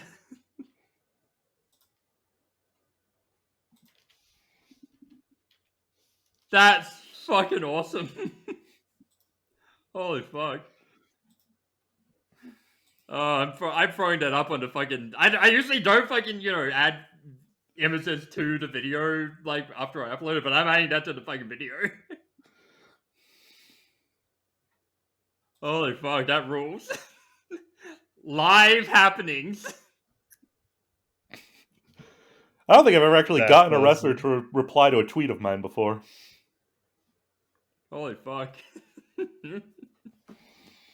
That's awesome. That's so fucking awesome. We should all tweet out fucks on Skywalker and see if he fucking replies. From the actual account, the podcast account. From the podcast, you do it. I don't even know if does Skywalker have a fucking. No, he does actually, because I'm pretty sure he replied to fucking Dragon Gate when they announced the Dead or Alive match, which is happening in like 3 days from now. Like, oh my, we are. Holy fuck! Shit. Now you see the benefit of fucking recording at this hour. Even though you have work and like oh good. Oh my holy fucking shit. We have been super sidetracked by actual fucking hilarity. But Son Skywalker, they do. So he went for the handshake. Yeah. And after they do cruiserweight moves too. Yeah, but when they went for the handshake, I was thinking, all right, here we go. He's going to do something. And then he did a normal handshake with no shenanigans. Oh, yeah. That's how they get you. I was thinking, maybe he won't be an asshole today. And then I watched the match and I was like, oh, never mind. Yeah, because immediately after they do cruiserweight moves too, he goes for another handshake. And then he fucking eye-rake handshakes. Like, right? Oh, yeah, like that's the thing. Yeah, yeah. You see, right? You see how much of a fucking asshole this dude is. Whoa. I mean, does he eye rake? Yeah, but he never stopped. He still doing the handshake, man. And then, like, just throughout. It was a respectful eye rake. I believe they called that a Greco-Roman eye rake. I don't think that works. I don't know. I do like that he's like about to smack Shun. Shun's like putting, and Keith is just like, "Hey, it's okay. Just lowers his arms down and then smacks him. Yeah. And then throughout the entire match, like, Shun is just laughing the entire time. Just the shittiest goddamn most I'm an evil motherfucker laugh, like, imaginable. Okay, but as we've said before, you know how I love to point out things I've never seen before. Yep. And what I've never seen before is somebody actually use the pad covering the turnbuckle. Mm-hmm. Or like the corner post thing. Yeah. What is that called? That's actually the turnbuckle, I think. Yeah. Yes, the turnbuckle. So, because Brian Keith is chopping the shit out of Shun. Shun goes to the corner, rips it off, turns around and holds it up to his chest so Keith chops the pad. Holy fuck. And then just grabs it and smacks him in the face with it. Like, legitimately, Son Skywalker is one of the smartest goddamn wrestlers in the world. Like, the dude understands his fucking character and works it to fucking perfection. Like, holy fuck. Yeah. To be honest, I don't really have that many notes on this match. Honestly, neither do I. Like, it's a good match. It's a very good match. Like, very fun match. Oh yeah, like Brian Keith is one of those people I do want to see more of.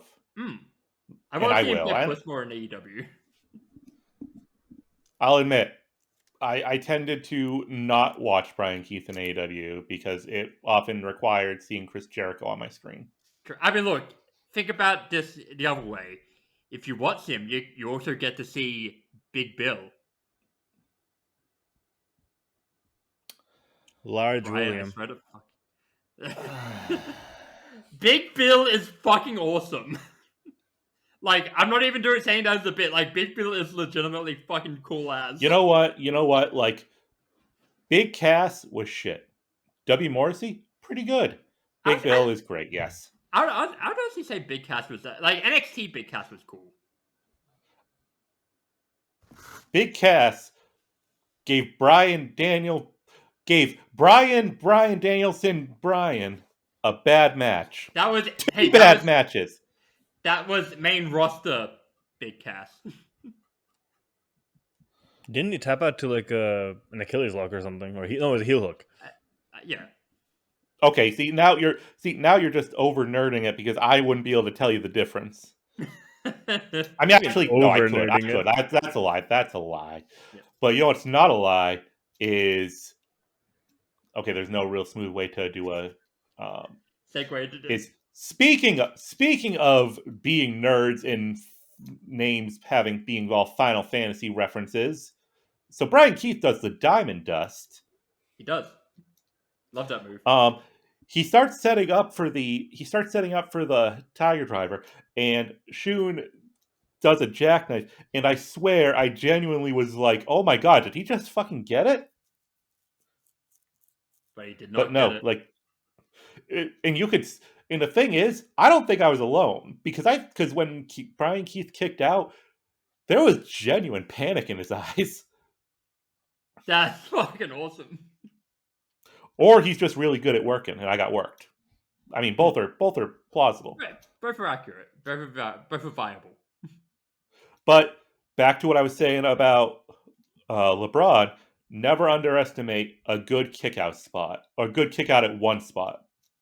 Now, I don't know if the Claymore is like a signature move for Shun, a finishing move, or if it was just a really cool-looking move. I actually forget what his finisher is. But the point is, he hits it, and Keith kicks out at one, and he is... We got to come up with a new name other than hulking out. He's feeling the vibes. And then Shun hits a beautiful swinging Uranagi. Uranagi. How dare you, sir? And then I can't tell. Was this also a speedball kneeing moonsault? I don't actually know. The point is, there is a backflip, there is impact. But Keith is just, after going for it like 50 times, I actually did not think he was going to get it because it genuinely, like, okay, I don't know the physics of a Tiger Bomb.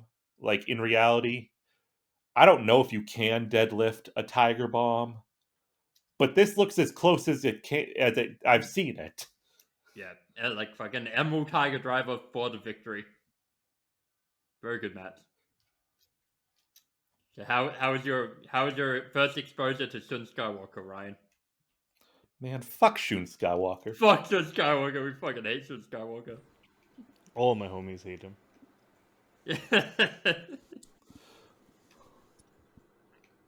And up next, the DPW Women's World Championship. It's Nicole Matthews challenging Emi Sakura. Now, Nicole Matthews is another name that I'm aware of. In that I'm aware that she's like a real veteran of like the indies and whatnot. For that matter, I'm fairly certain that like AEW got a lot of crap for having her come in for like a 45-second squash against Jade Cargill in like a Nicole Matthews deserves better than this type deal. Okay. So So I know her by reputation. I'm not that familiar with her, to be fair. But I am familiar with Freddie Mercury. Oh, hell yeah. Mama. Ooh. Yep. So we got Emi Sakura, Nicole Matthews, and like I'm trying to find her. Emi Sakura is one of those women that like I wish like she's still there, but I wish she got a better deal in AEW than what she got, which was an early pay-per-view title match before people really were invested, and then like the whole story of oh man, she desperately really wanted to be at Wembley and never got to. That said, Oh god. Yeah. that said, at the same time, that was my thought, and then I'm like, haha, she slapped Nicole on the ass. She does the fucking like she time? does the hail bit, like the hail, and she does a fucking surfboard with it. He does the fucking dun dun da dun dun John, and just syncs that perfectly with like a fucking running corner attack. Now, what I didn't catch at the time was I didn't realize that like I don't know if there's an official name for it, but like I didn't realize like it was kind of a lesser version, but she put Nicole in the Paradise Lock. Oh yeah. Wait, what's the Paradise Lock? And Sonata's like move where he like rolls you up and like puts you on your like in your like hands are trapped between your legs so you can't move. Oh yes, yes, the Johnny Same thing. Yeah. Yeah, and it was like haha, it's funny, but cause we're following up with her, doing a little pose like tea time, and just the best commentary call of the show. Nicole Matthews, famously a coffee drinker.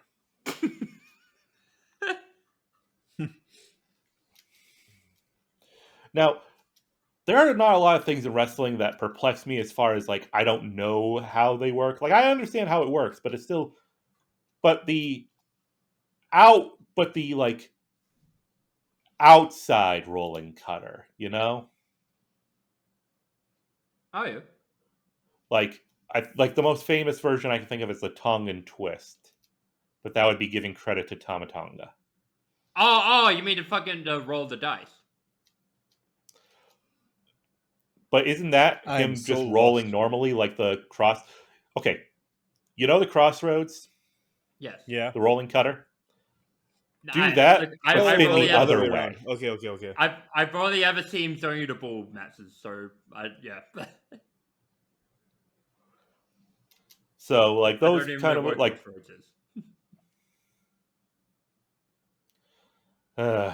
but I do love cutters. I do love rolling you cutters. do that. It is part of your name after all. Hey, I liked cutters. Or I loved rolling cutters before everybody in wrestling started doing them. You were the biggest Johnny the Ball mark. Who dat? He was. We watched him. We watched him like a few weeks ago. In the Nitro one, I think. Yeah, Nitro. Yeah, I think Doesn't he did even the fucking merit roll a the dice on that response. show. Actually, Doesn't even merit a response.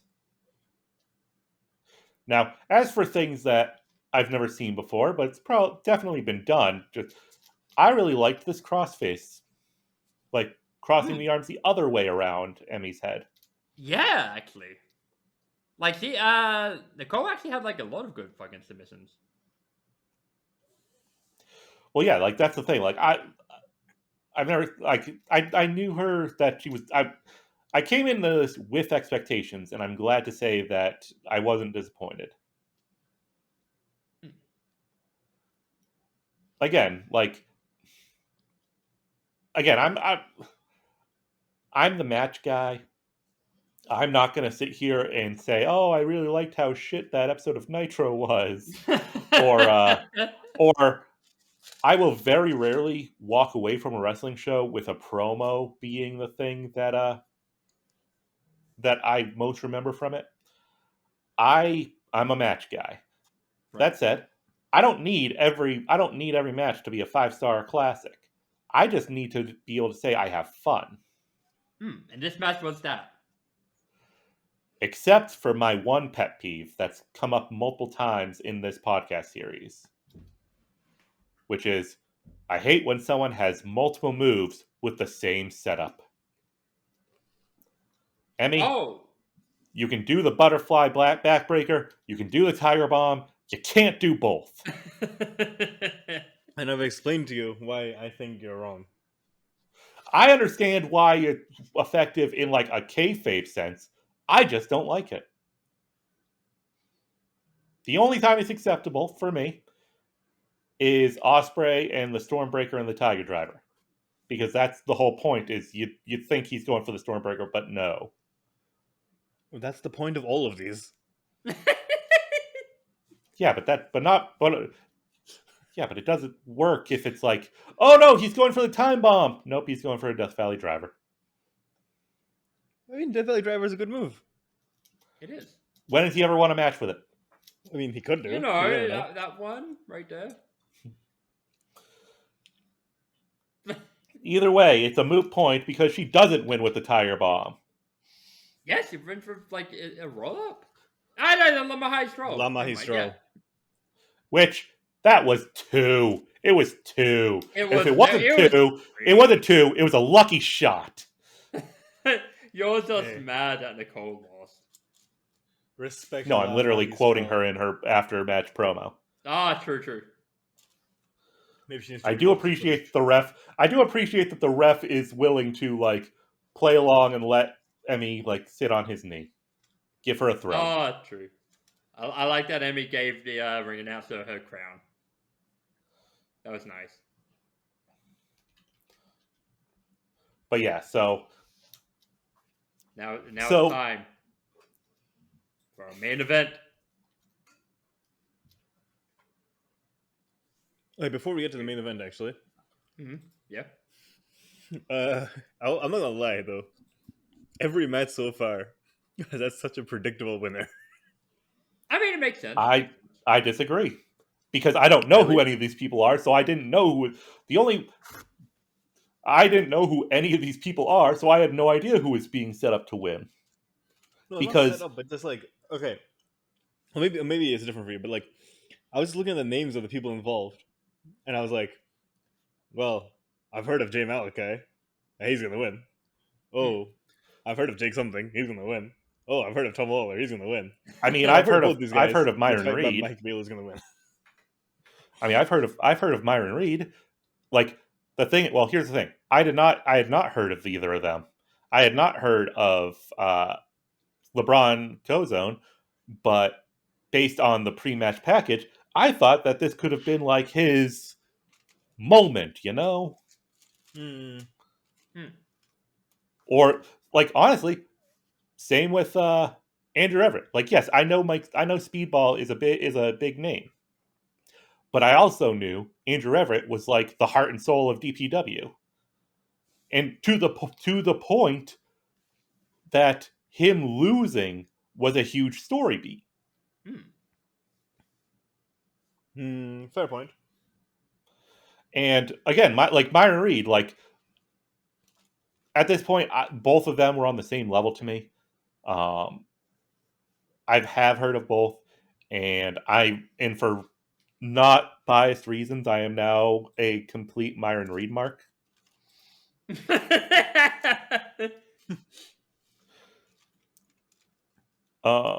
Also, fun fact, I announced to everybody that I'm finally getting explained why we say Shun Skywalker, and Jen said, and I quote, I don't actually remember why we hate Shun Skywalker. Was it the dragon dye mask thing?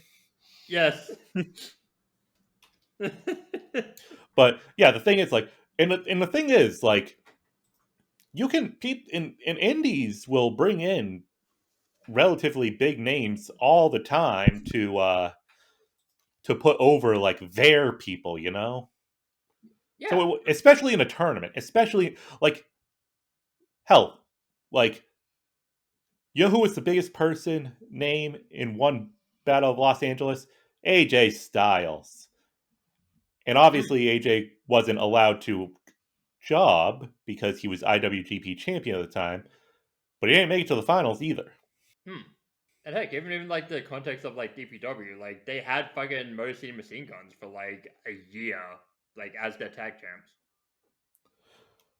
But also it's like seriously, with tournaments more than anything else, I think tournaments is when you use the big name to put over your star. Like Progress did that all the time with the Natural Progression series. Okay. You're right. And let's get back to that after this main event. Not Natural Progression, but Super Strong Style 16. Yeah, I know what you mean. But yeah, I hear your point. I agree. Now let's get back to it after the main event. True. And the main event, the Carolina Classic Finals 2023. Jake Something, Jay Malachi, Filthy Tom Lawler, and Mike Bailey. I have no idea what's going on at the start of this match. Pandemonium. But it's like, I'm sorry, what is Jake and Lawler's problem? Well, you know, they're big guys. It's the big They're boys. the biggest men in the match. It's Okay, Goliath and more Goliath, according to Mike Bailey. Yeah. Okay, but you know what? I don't have a segue to say it, but I love that fucking like tag team pop up German. Yeah, that fucking ruled so much. The only time I can think of seeing that before I've seen was Hangman and Omega, except he overshot the pop up and ended up basically doing a backdrop driver to Matt Jackson. Oh, huh. But that's a story for another time. Because there's no way we're not doing Revolution 2020 at some point on this show. Good point. So, like, I have a potentially controversial take. Right. I kind of think four-way matches are stupid. Just for like the pay, like with three-way matches, it's one thing because like weirdly, even though there's more people in a four-way match, three-way matches rotate the talent more. No, fair. Like four ways always just seem to devolve into one-on-ones for extended periods of time. Like I feel like three ways find ways to incorporate all three men like at once a lot more than four ways manage. I mean, like a well booked like three-way. Yes, but I think it's a lot easier to well book a three-way than a four-way. I mean, I guess yeah, because like there people had the controversial take that the four-pillar AEW four-way a couple years back was like one of the best four ways ever. People thought it was a hot take, and I'm like, is it? What are the what are some ever? good? That's the thing. There are no like, and here's the thing. This one, it is different. There are exceptions. Like this one, it's different in the sense that elimination changes things, but for the most part, yeah, like the greatest four ways in history. Like, there's not a lot of names there. Maybe you could even call this one, because it's elimination, a four-way dance. Backlash 2007, Ryan. Backlash 2007. Okay, are we actually going to count that as a? Yeah, I would have. That's literally a four-way. That's a four-way. I know, but please tell me what that match was. It is a four-way. It's John Cena versus Edge, Randy Orton, and Shawn Michaels. Oh, I'm not disputing. Is it a four-way? I'm disputing how good is it. It's incredible. It's like probably the best 4A of all time. Really? I mean, I would. What about Cesaro, Owen, Zayn, and The Miz? What? What about Brock Lesnar and Samoa Joe and the other two guys? That is also up there. Oh yeah, But I know. Wasn't that a fight? I'm not doing a bit. I'm not doing a bit. Cesaro versus Kevin Owens versus Sami Zayn versus The Miz is is literally like the highest rated straight 4-way match on Cage Match. Huh? Are we gonna have to do a fucking episode on these fucking two matches to get back to back? 4.5 stars from Meltzer too. Wow. This was Extreme Rules 2016. Are we? Do we need to fucking call a mulligan and do a two fucking match episode next episode? But like, okay, yes, the other ones that come up are Hiromu, Kushida, Skrull, and Ospreay. That's a great one, yeah. Oh yeah. Ego, Javon, Spears, Trick, I haven't seen that, but I've heard that's good. Neville, Zayn, Breeze, Kid. Oh yeah, I love that one. I love that match. Yeah. And right there at number 12, Darby, Perry, MJF, Guevara. And for reference, this one we are currently starting is ranked 4th. Hell yeah. Wow. And but I mean, makes sense because this match is fucking incredible. Yes, it is. But it comes back to what I was saying. Like, I'm just like we'll see as we go on. Like, I'm not saying this is a bad match. I'm just saying typically I'm just not predisposed to enjoying them as much as other types. I mean, no, that's fair. That's fair. But early on, like we're getting a whole lot of like Jake something and Lawler, which is good.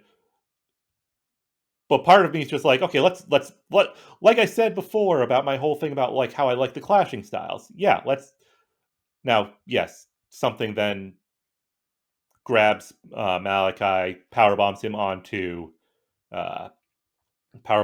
Bailey. That was great. And obviously I am not saying that Jake something and Tom Lawler are the same style wrestler.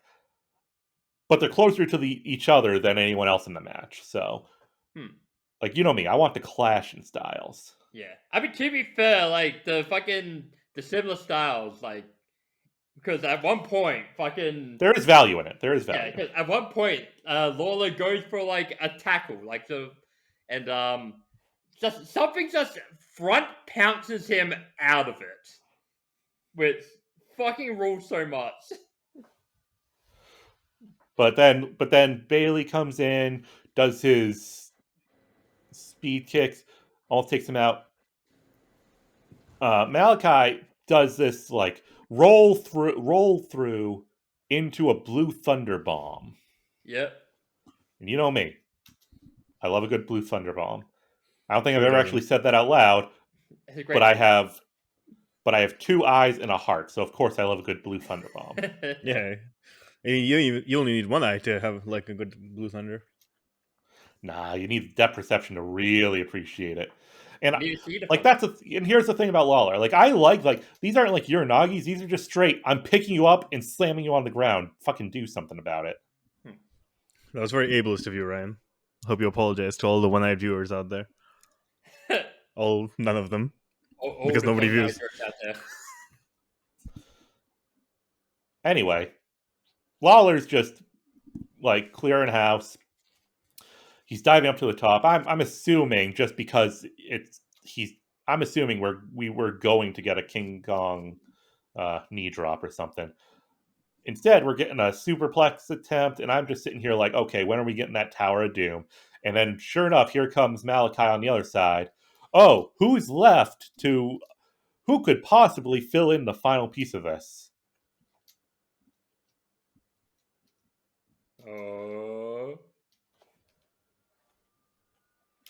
And sure enough, like, it's just the fact that he just stands there for a second, he's like, should I? Yeah.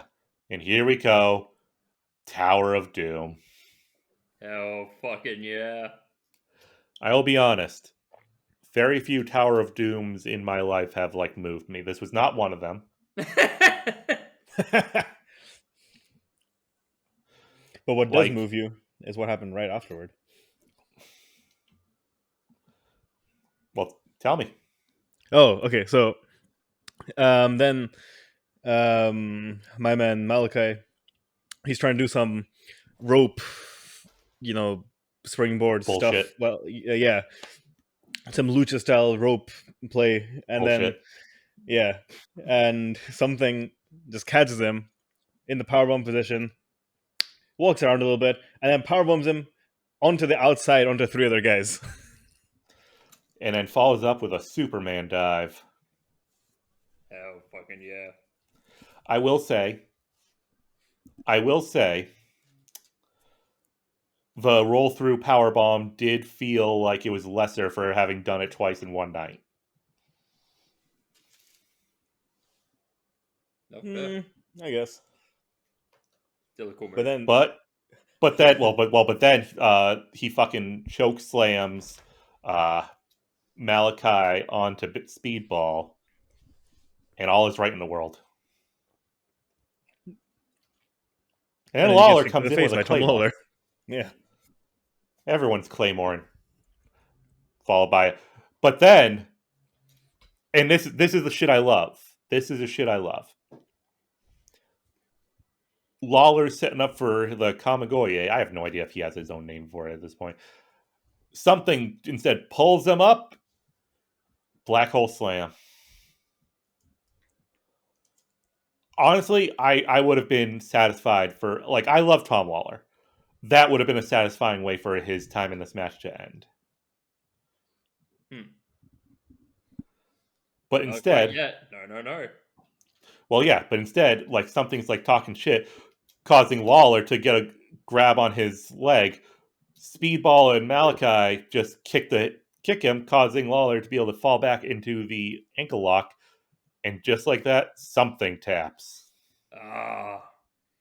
He does He indeed. was the biggest pro of the match. He was Super Goliath. At which point, this is what happened. Like, this is why Hopper was right in A Bug's Life.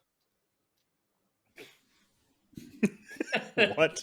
The movie about the bullies who pick on the ants, not because they know if the ants stand up and rise against them, they're screwed. As these two Davids then go start beating the shit out of this Goliath until, well, Tom Lawler remembers he's a Goliath and does a enziguri and a fucking like spinning heel kick. Yeah. Which like, this is what I'm talking about with Lawler. It doesn't look good, but it doesn't look like a botch either. Like, It doesn't but choreographed. It looks sloppy in a good way. I'm trying to figure out the right way to say this. It looks genuine. Yes. And then, okay, what doesn't look genuine is that double ankle lock spot. Well, I was, I mean, the logic doesn't work. Like, Malachi's foot's not even being, like, twisted at this point. I don't know. Okay. Or at this point, they're just grabbing. Yes, it was. But also, there's no fucking rope breaks, is there? Well, I mean, it depends how you do. There is, exactly. It's not false anywhere. So yes, there is a rope break. Right, but like, he didn't have to break the hold. Well, he doesn't, but So like, you don't get disqualified. Staying in a move's not gonna do anything. But are you gonna get disqualified in a four-way match? It's elimination, I mean, so why not? I mean, yeah. Also, like, there's time limits, so like, you don't want to fuck around too long. Well, it's not fucking around. If you keep them in the ankle lock, you're gonna break their ankles. Yeah. And then Tom Lawler outkicks Speedball, which is sacrilege. which yeah, is like it's- which for is some like every reason- Zack Sabre Jr. match where they make a point of having Zack Sabre Jr. get out wrestled. Yeah, for some By- reason, mostly by Sonata. Speedball is on the floor like he's Inoki against Muhammad Ali, except that Tom Lawler is not Muhammad Ali, and he's just kicking Speedball back. But then he knocks him out of the ring. Malachi goes for his Malak cutter, and I love a good submission chain, even if it's not practical, even if it wouldn't actually work. I love a good submission chain, so I love that he caught him in that rear naked choke, transitioned into the Juji Katami, then rolled over into the ankle lock. And the thing is, ordinarily I'd say something. Actually, I'm probably going to still talk shit about it. The thing is, I don't think he spent enough time in any of them to feasibly say, okay, this isn't working, let's try something else. The logic could be, well, that's the ankle that I was working on. But, like, here's the thing. And this is something that I don't expect anyone in the crowd or anyone watching. Like, this is just me being shallow and pedantic. When he starts doing the ankle lock, like, he's doing it to the to Malachi's left leg. Then Malachi gets out. He's selling the leg. He goes to kick it, and Lawler catches him and is now doing the ankle lock to the right leg. Ah. And I'm like, I don't think that was supposed to be I'm going to break both. You're like, no, I think it was just a matter of Brian Alvarez, I think literally in a podcast he did with Tom Lawler, shared some knowledge about how, like, when you're wrestling, you always target the left side. Like, it's a universal language that it doesn't matter. Like, it overcomes any language barrier. Always work the left side. See, you're saying it overcomes every language barrier, but does targeting the left side mean your left side or the person's left side? The person's left side. But what was it? So, and the funny thing is, and I think Javon, or I've been trying this whole time not to call him Javon. I think Malachi had the right idea here, because Alvarez said that one time during training, when he was trained to be a wrestler, he was thrown into a turnbuckle and started selling his right shoulder. And his instructor stopped and yelled at him, "Why are you selling your right shoulder?" He's like, "Because it was my right shoulder that hit the turnbuckle." And his instructor told you, you hit the turnbuckle, you spin around, and when you land on the floor, you grab your left. The audience isn't going to be able to tell the difference. Interesting. And the thing is, once he said that, I couldn't stop seeing it. Like, people thrown clearly with their right shoulder, like, Irish whipped into the turnbuckle, but then they do a 360 spin before they fall to the ground, and when they land, it's their left shoulder they're grabbing. And so I'm wondering, is Malachi just going to be selling the left leg from now on? But all of that is irrelevant. All that is irrelevant because what really happens is we get hit with an Ultima weapon out of nowhere. And the submission guy's out.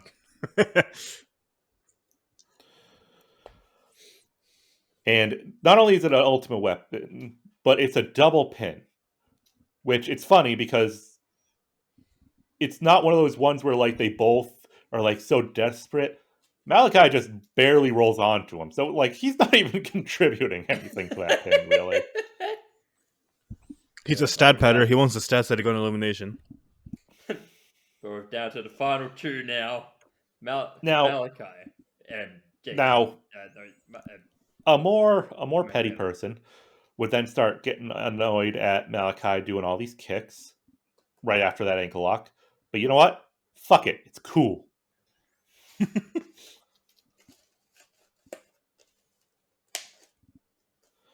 But you know what? Speedball tries. Man, he tries. He he goes for the handshake. Hmm. But then Malachi said, "Fuck you." Yep. This and is then for, they have a fucking absolute goddamn banger. and then now I've seen that move in like obviously he doesn't hit it, but I've seen that move in the 2K games that he's going for. It's like a one-armed, one-winged angel. Oh yeah. Oh yeah. And then, oh god, I don't remember what Angelico calls it. It's like the something death roll. For some reason, I'm thinking calamari death roll, but obviously that's not it. I think it might be though, No, yeah, that sounds right. or maybe California. I don't know. California, one of them. Yeah, like sushi, California roll, California death roll. I don't know. Hmm. Well, it's like a lucha move. Yeah. Or whatever. Even though we were talking about the one winged ninja looking thing, but the guy's on one shoulder instead of on both shoulders. Yep. Well, but then, what was it called? But then, well, that's one. My point is then, Speedball does it. Navarro death roll, Oh. where he has the legs tied up in his own legs, and then he just spins around and slams down into the submission. That is a great fucking looking submission move. Now, as you know, we're saying, oh hey, his the submission guy's gone, but then he does hit the whatever that what you call that one armed angel. Yeah. Goes for ultimate weapon, misses. Bunch of roll ups, some backslides, llama straw. I wonder if this was, I mean, not a botch because but I mean in kayfabe, I wonder if this was a botch. But the way that like, he does like a schoolboy, but schoolboys him out of the ring before he does his triangle moonsault. No, I think that's genuine. Like, I think that was the spot. Yeah, it just felt funny after like a whole sequence of other roll ups. Or maybe I was just catch him off guard. And here's the thing. But the thing is, I mean, I was right because during all this, Malachi is selling his left leg. Yes. And that leg is fucking destroyed. And then we get the Malacutter on the apron.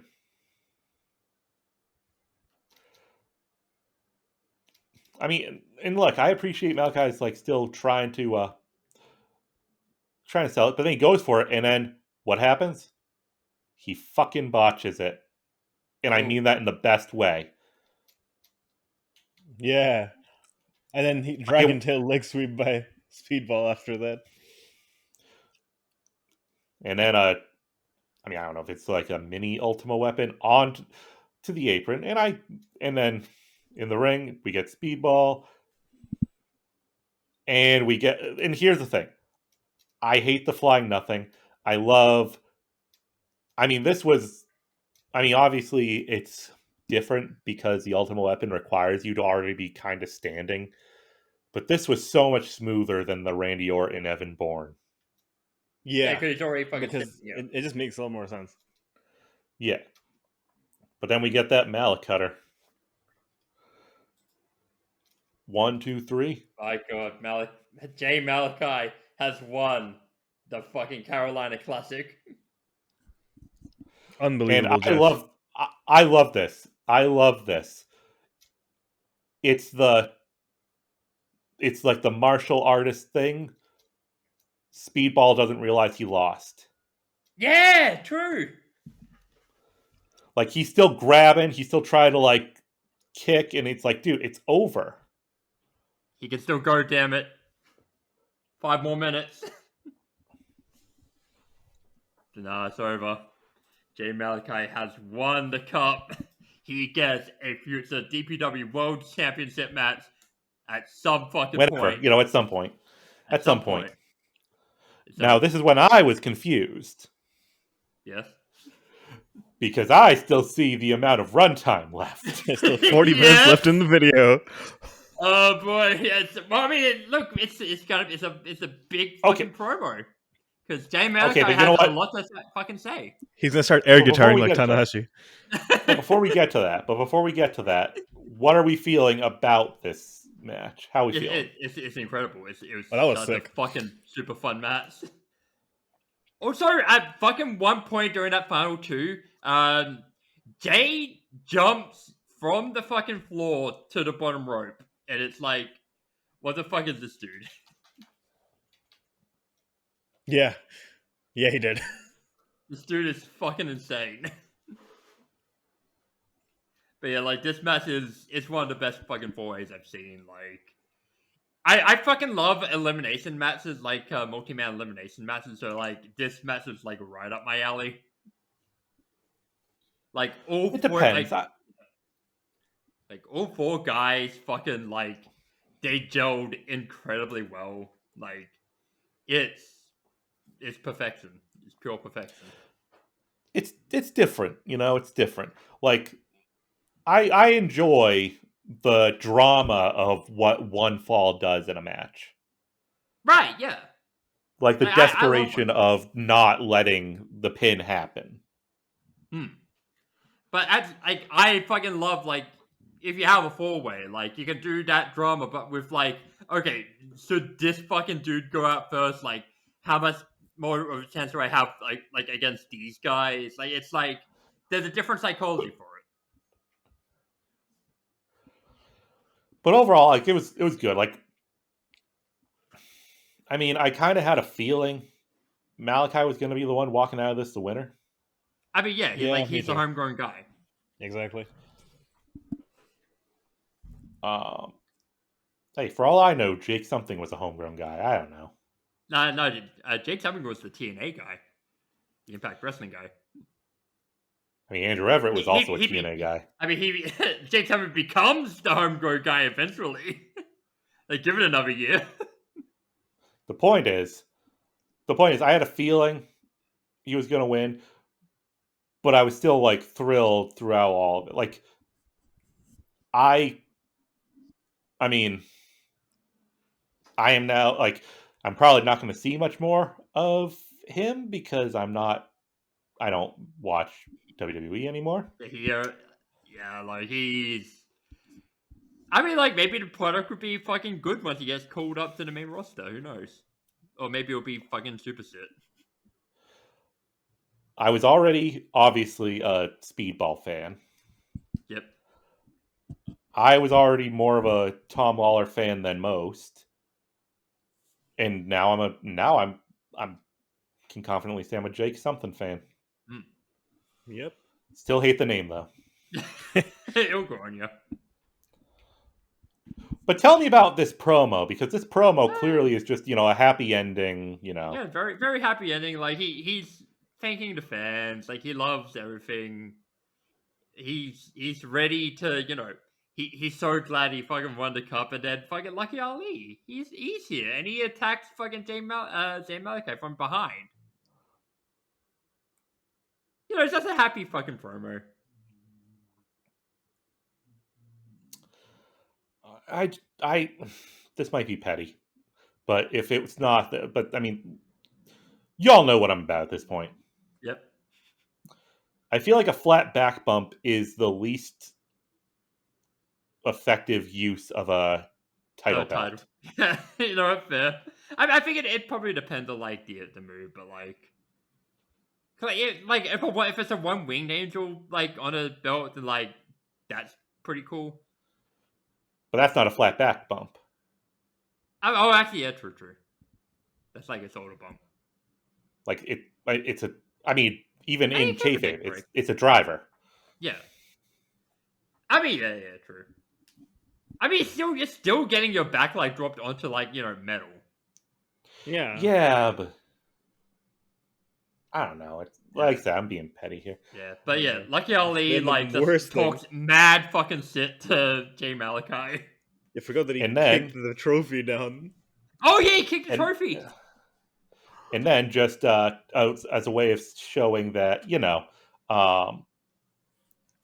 baby faces are the dumbest people in wrestling. What happens next? Well, Jay Malachi fucking challenges Lucky Ali to a match. Like, not just a match, a California Warfare match right fucking now. And he Carolina. Yeah, what did I say? A California. California. Did I say California? A Carolina Warfare match. No. That's called guerrilla warfare. Fucking true. Oh god, and yeah, Jay Malachi baits Ali into challenging, into accepting it, and it's on. And as the match begins, the ring announcer announces that it is for the DPW World Championship. Jay Malachi has cashed in his fucking title match. Gift of the gods, my ass. This is a very actually no, this is fucking Pentagon style. Pentagon versus Ricochet, Prince Puma style. Yeah, after they changed the rules. Yeah. Like, this is a very special fucking occurrence. Like, look, it makes sense. And like, Jay Malachi just immediately fucking starts taking it to Lucky Ali. Like, fucking fucked up leg be damned. He is beating this dude's ass. But they do the thing that Ryan dislikes the most. They go outside the ring. They I do. hate going outside the ring so much. They take it out of the ring. They go into the fucking crowd. They Onto the brawl stage. all the way up to the fucking stage. Like, and he's beating his ass the entire fucking time. Jay Malachi is like just the biggest fucking babyface right now. He is fighting through the pain. He is running all on adrenaline, all to beat this motherfucker's ass. There's just so many things that grind my gears about all this. I mean, it's fun. Don't get me wrong. And all my gears being grinded are petty as fuck. Of course they are. But like, I've gone on this rant plenty of times. You all know I hate when a company calls their title a world title from the start. I forget if they did it for this title. I checked, they did. Oh, okay. Well, yeah, I mean, fair. I mean, I think at this point it had already been defended, like, in Japan, so, like... Okay, so question.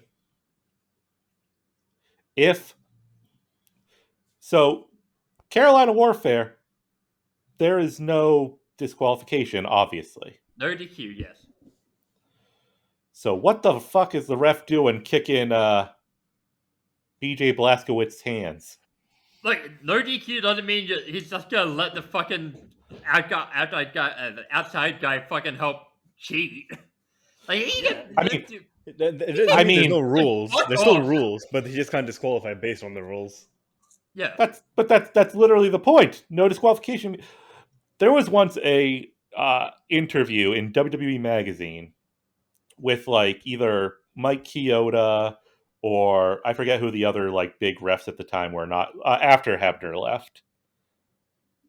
Not Charles Robinson. It might have been Mike Chioda.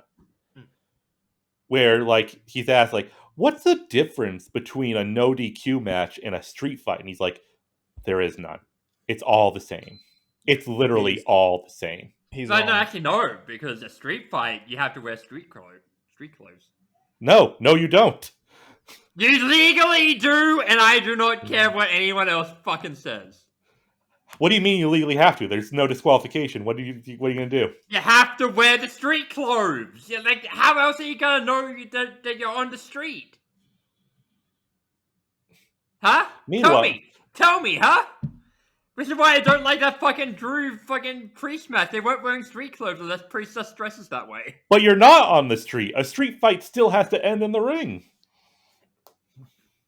Well, maybe the ring's on a street somewhere. The arena has to be on a street somewhere, huh? Huh? Checkmate. What if it's on a boulevard?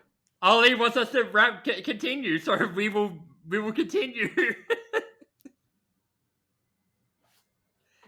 Look, a boulevard Okay. is of broken dreams, whatever.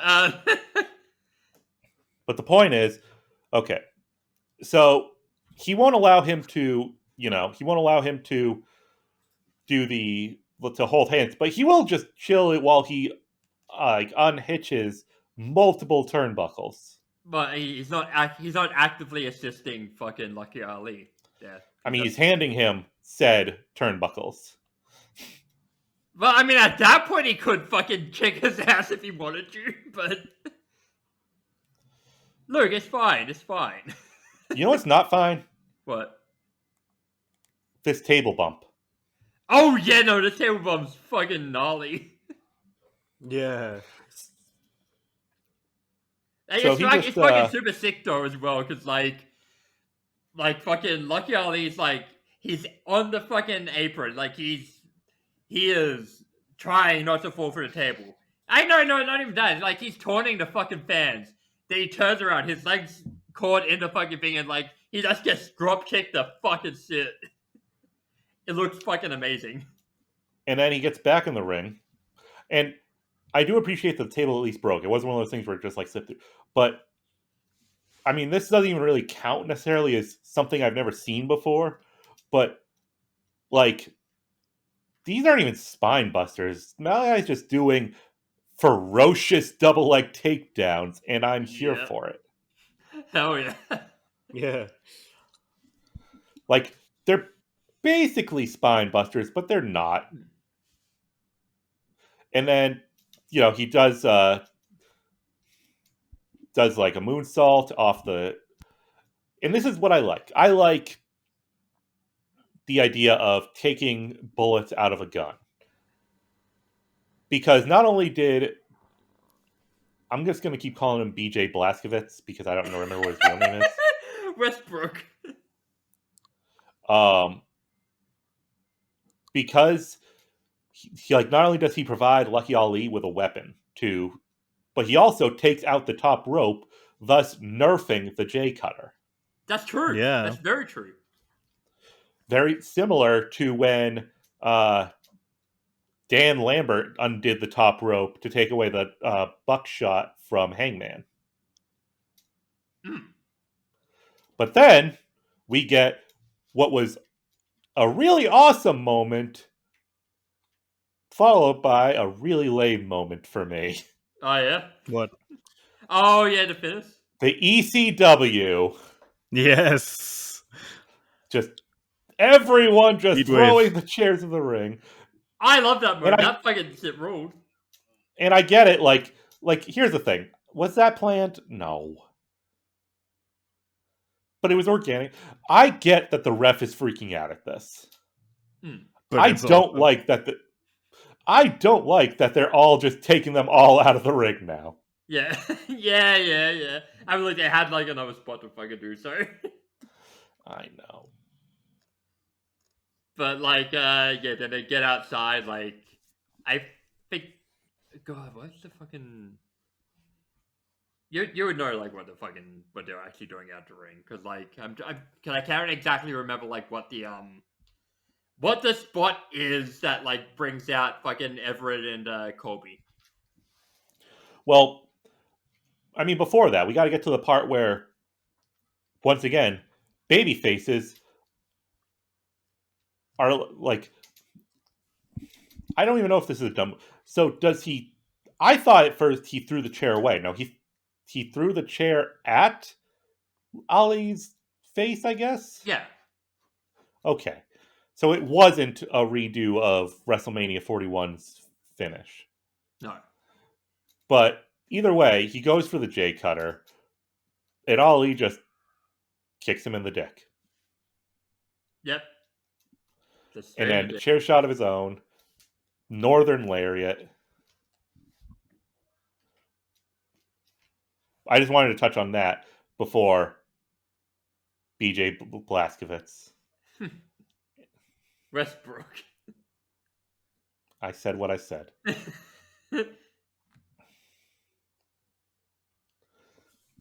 And then I mean, good old frickin', like we've been saying all night that Malachi has these crazy hops.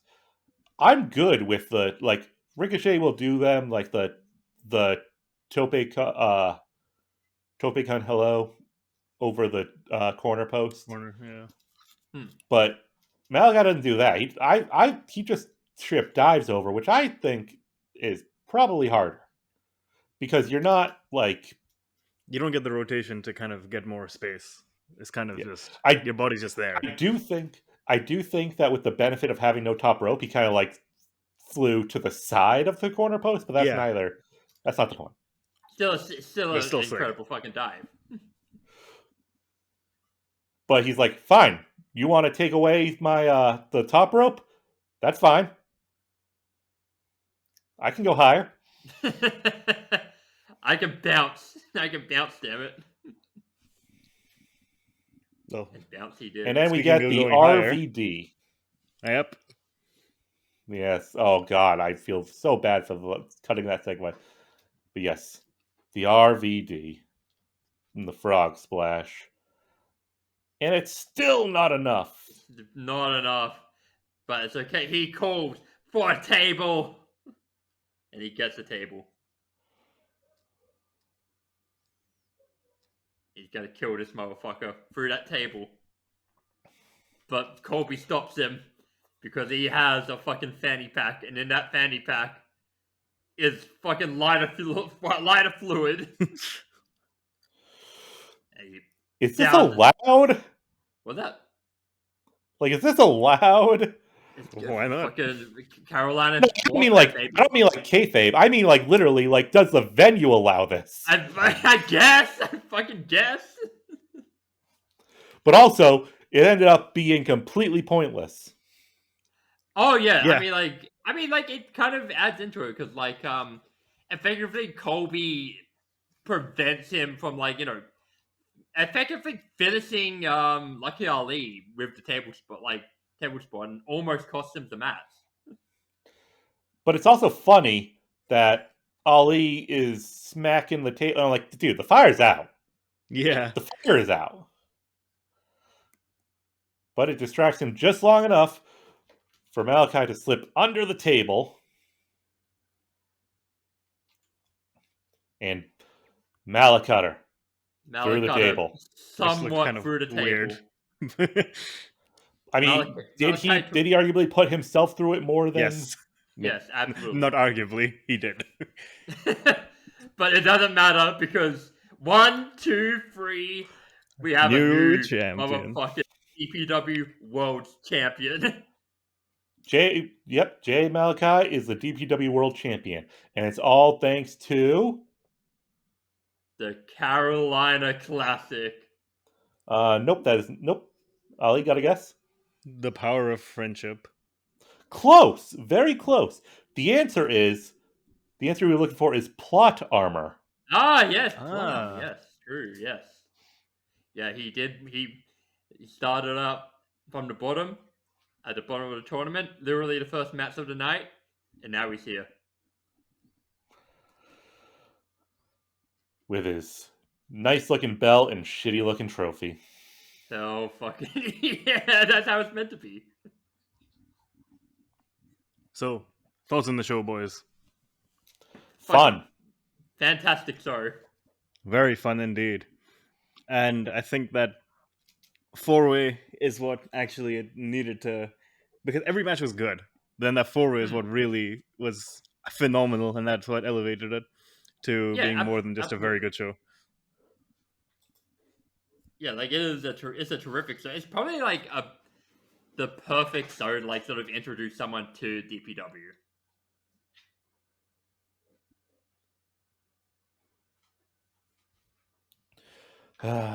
Fun times. Hell yeah. Well, Ryan, what's next? Are we actually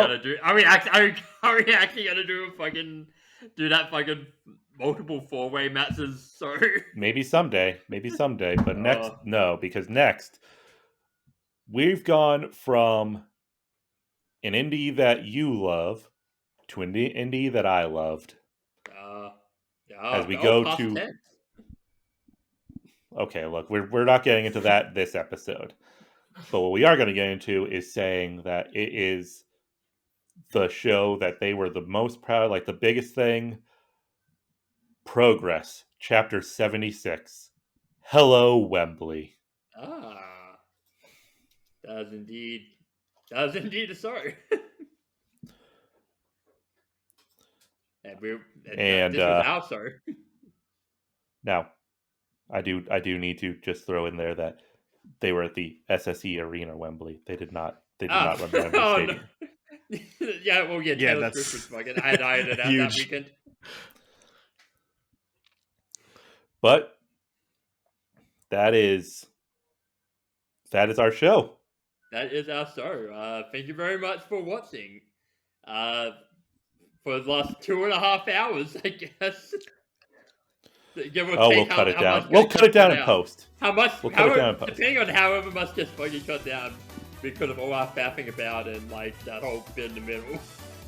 All right, but we do need to cut because I do need to let my dog out before she pisses on the floor. Yeah, I'm also running late for something. Yeah, I look. Thank you very much. We will see you next time on the Freeway Dare.